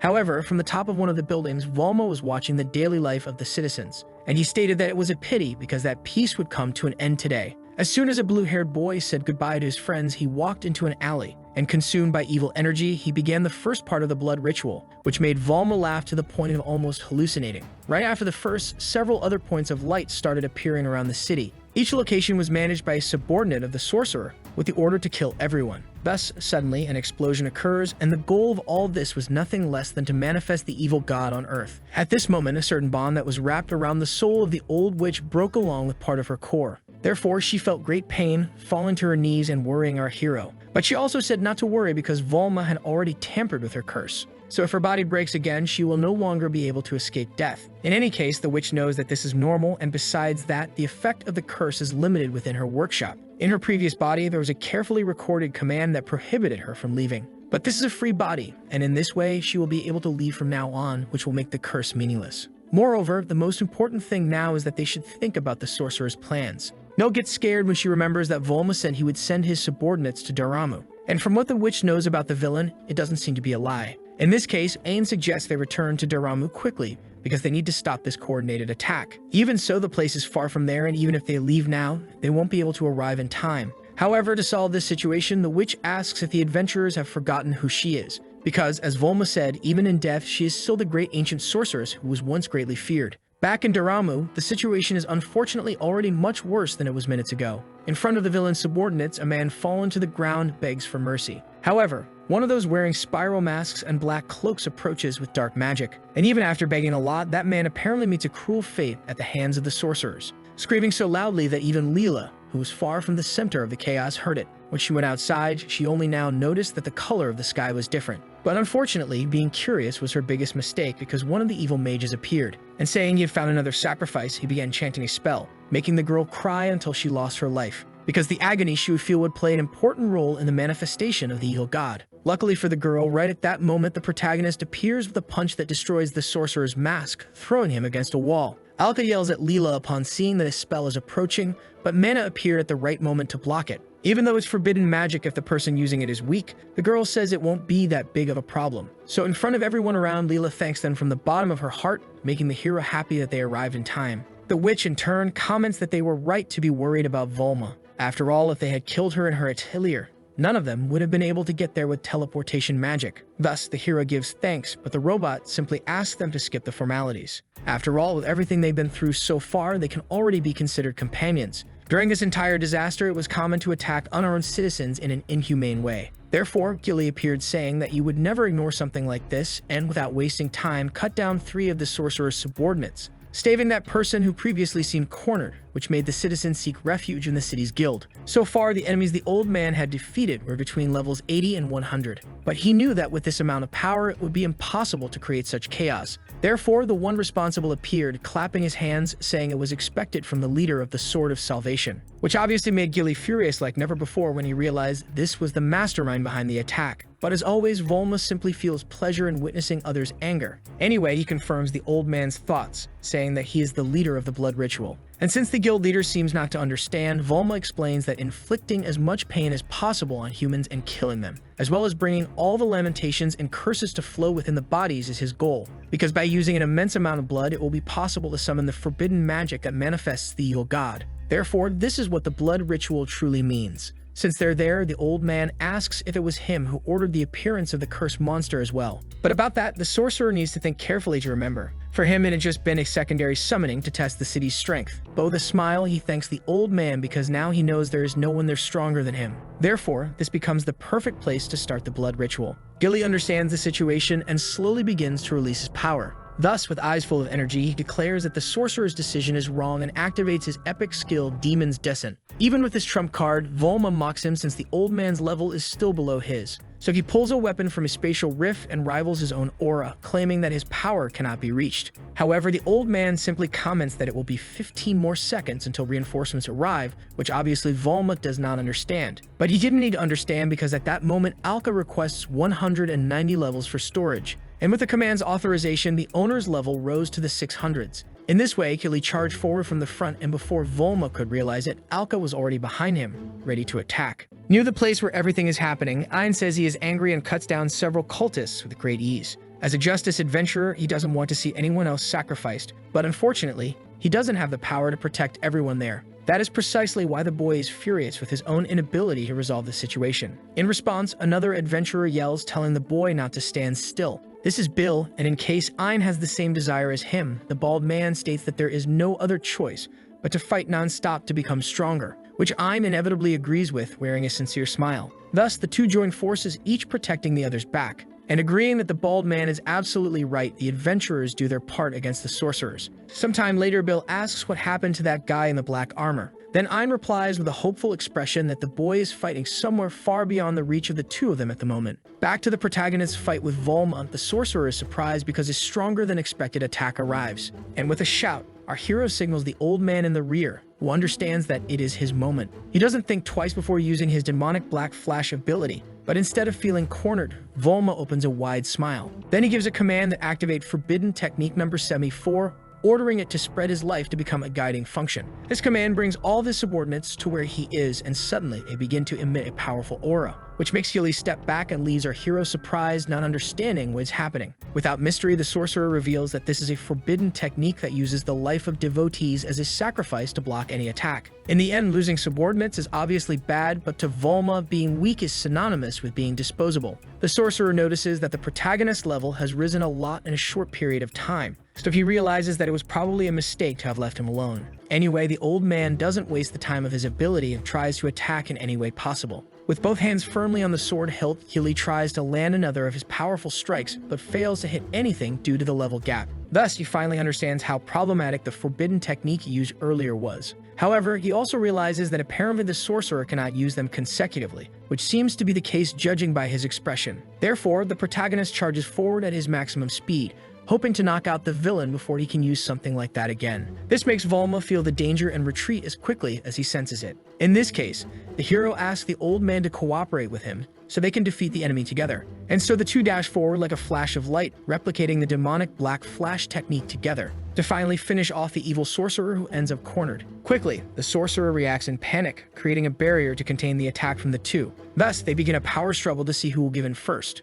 whether it will be the barrier or the strength of the adventurers. But soon a small crack appears, and right after it, the entire barrier breaks, injuring even Volma with the shards, who not only falls to the ground from the impact but also crashes into buildings as he is dragged along the ground. Finally, the sorcerer bleeds in this battle and shows that he is quite wounded. However, his personality makes him laugh since he enjoys blood in any circumstance. Anyway, the hero points his sword at the villain and, together with Gilly, warns that as long as they are there, Volma will not be able to do anything else. Once again, the sorcerer cannot hold back his uncontrollable laughter. After all, he meticulously prepared until now, but never expected to be stopped by these irregularities. In particular, Volma admitted that he greatly underestimated the abilities of the adventurers, but regardless of that, there still wasn't enough blood. And since he could no longer take the lives of the citizens due to his condition, Volma decided to move on to Plan B, a plan that was not perfect and required gathering the rest of his subordinates, much to the adventurers' surprise. However, Volma does this because he has no other choice but to collect the blood in another way. With eyes exuding magic, Volma chants another forbidden technique,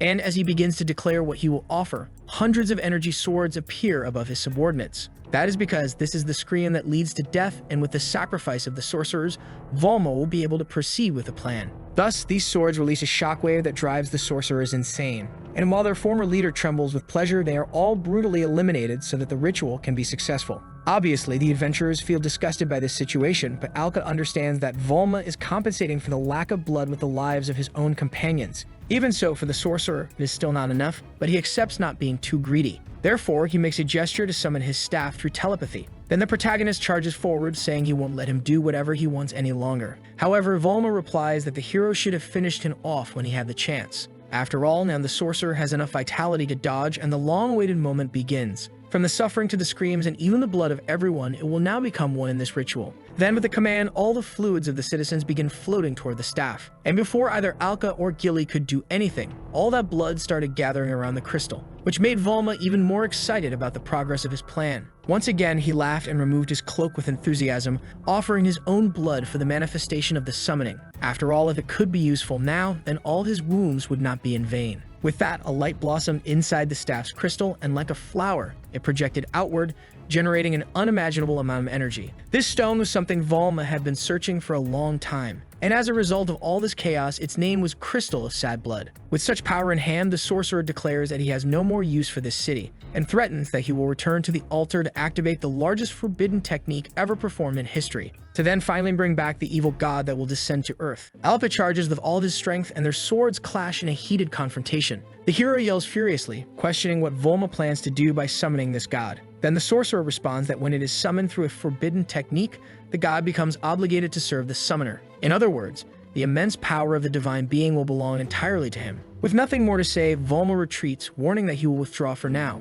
And so, as the protagonist collapses to the ground, the sorcerer gets farther and farther away. However, before leaving, due to the determined look in the hero's eyes, he warns that the hero is free to pursue him. But he also makes it clear that if he chooses to do so, he will understand the reason for this warning. Anyway, with a snap of his fingers, Volma practically disappears. Alka thinks he won't forget this, but the sorcerer had already escaped, and by the fate of the light, the old man believed that the place where Volma was heading would indeed be suitable for a large-scale forbidden technique. Therefore, without wasting time, the old man informs the protagonist that he has identified the enemy's fortress, much to the hero's surprise. It's quickly revealed that it is in the far western desert of Duramu, in a sacred cemetery used to consecrate ancestral spirits. But currently this place is abandoned and is called the Mausoleum of the Palms. Gilly admits that they couldn't defeat the evil sorcerer on their own. Therefore, he would like to immediately form a pursuit force. However, the old man knows that leaving this solely to the Sword of Salvation Guild will be impossible. After all, the protagonist's current level is 500, which far exceeds the human limit of 250. In this case, with the hero's current power against Volma, who seems to be in the 600s,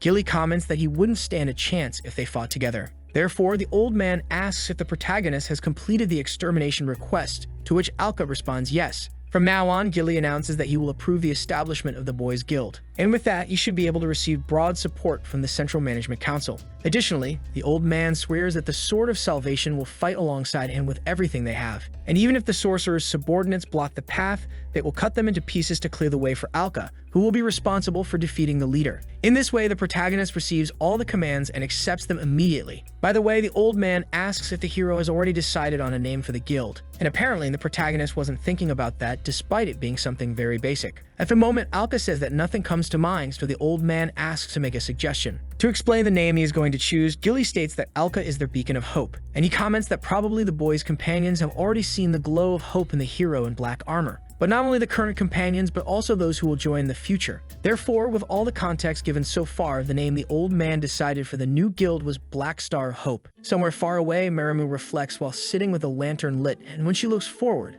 a bit discouraged, there is a huge mutant wolf with robotic parts that seems to be her ally. At this moment, the news that a group of adventurers is approaching had already arrived. So she decided to get up, and although she wasn't in the mood for it, she made it clear that they should exterminate all the curious ones immediately. With short steps, a certain person gets closer and closer to the altar. Now that the long journey to manifest the evil god is in its final stretch, today will mark his destiny. Balma takes out the crystal of sad blood that he obtained, which will be the sacrifice. And with that, all he needs is a summoner, which will be himself, to carry out the ritual. The only issue is that it will take some time for the full manifestation. But regarding that, Marimu informs that they are already prepared to hold back the adventurers so Volma can focus on the forbidden technique. Thus, he shouts that everything is wonderful and admits that bringing the girl to his side was the right decision. Then, without further delay, the crystal is placed on top of the altar. And with an explosion of energy, Volma remains nearby to witness the moment when the evil god will change the world. Sometime later in wagons near the region where the commotion is happening, the new guild Black Star of Hope is present. By the way, Emil comments that they managed to borrow a beautiful carriage.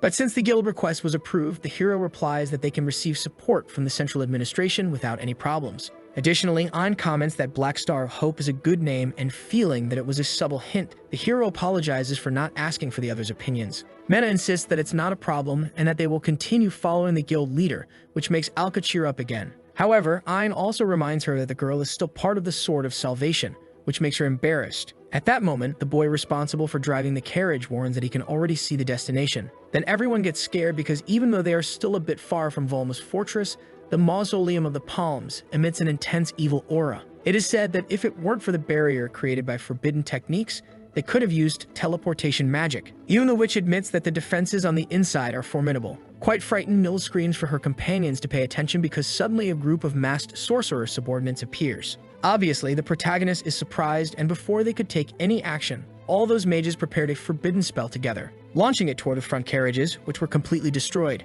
With this initiative from the enemies, someone shouted, warning the Sword of Salvation that they were under attack. Therefore, the necessary thing to do now was to go out and help. However, Ein insisted on stopping the hero because there were also capable adventurers on the other side. And knowing this, the boy thought it was better to let them handle that problem. Thus, while a battle occurred further behind, the carriages that were not stopped continued toward the mausoleum. There, where everyone disembarked, Gilly, who was leading the Sword of Salvation, asked if everyone was alright. And since the protagonist replied yes, they could forget about that problem for now, to focus all efforts on stopping the ritual and defeating Volma. All the adventurers from both guilds rushed into the place, and as soon as they entered, the protagonist was slightly shocked by the atmosphere of the place. Gilly asked our hero to be careful because it will be difficult to know where the enemy will attack from. Then both the old man and the protagonist draw their weapons, waiting for something to happen. Fortunately, or unfortunately, they didn't have to wait long because soon some subordinates appeared from above, throwing knives. Thus, Alka deflects everything that comes his way and Gilly alerts them about the enemy's attack, giving the order for the first group to deal with this problem while the second follows him.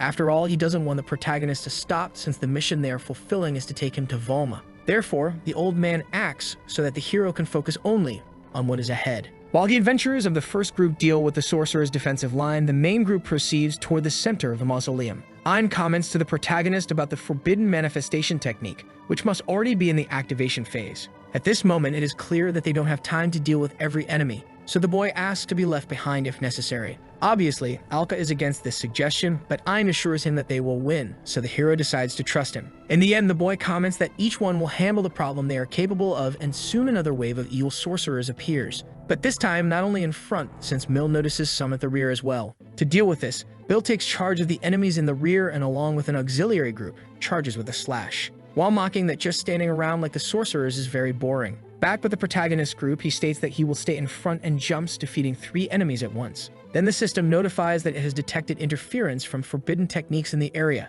In any case, the hero shouts that it doesn't matter because his level is more than enough. Thus, he informs the old man that the path is open, and quickly the last warriors of the front line keep running, until suddenly Gilly dodges as monstrous arms break through the wall beside him, and from the hole that forms, a powerful beast seems to be peeking through. The mystery doesn't last long because a cursed creature soon reveals itself. Naturally, the old man notices that this one is much smaller than the last one he faced, but suddenly a crack appears on the ground, and from it, several other smaller cursed creatures join the fight. Alka turns to help Gilly, but the adventurer himself asks the protagonist to keep moving forward, because, as he said a moment ago, they will definitely protect the hero's back. Finally, at the center of the place, Mina comments that she feels an unpleasant magical energy, and when the group stops running, it is already possible to see the deepest part just ahead, so the protagonist leads the group to proceed quickly, until suddenly, the paws of a monster stomp on the ground. That wolf with robotic parts belonging to Maremu appeared to defend the last barrier before Volma. It was a female called Blue Iron Belliette, and along with her, the witch's disciple presented herself. For at this moment, the manifestation of the evil god was almost complete, and the girl was determined not to let any of the adventurers interfere. The roar of that animal sends a strong gust of wind toward Alka, who thinks about the girl's name. In any case, in the face of all this, he declares that it doesn't matter who she is because stopping Volma is the priority. Maremu, in turn, is quite confident despite the beast being level 450. She heard that the protagonist is at level 600, which is highly abnormal.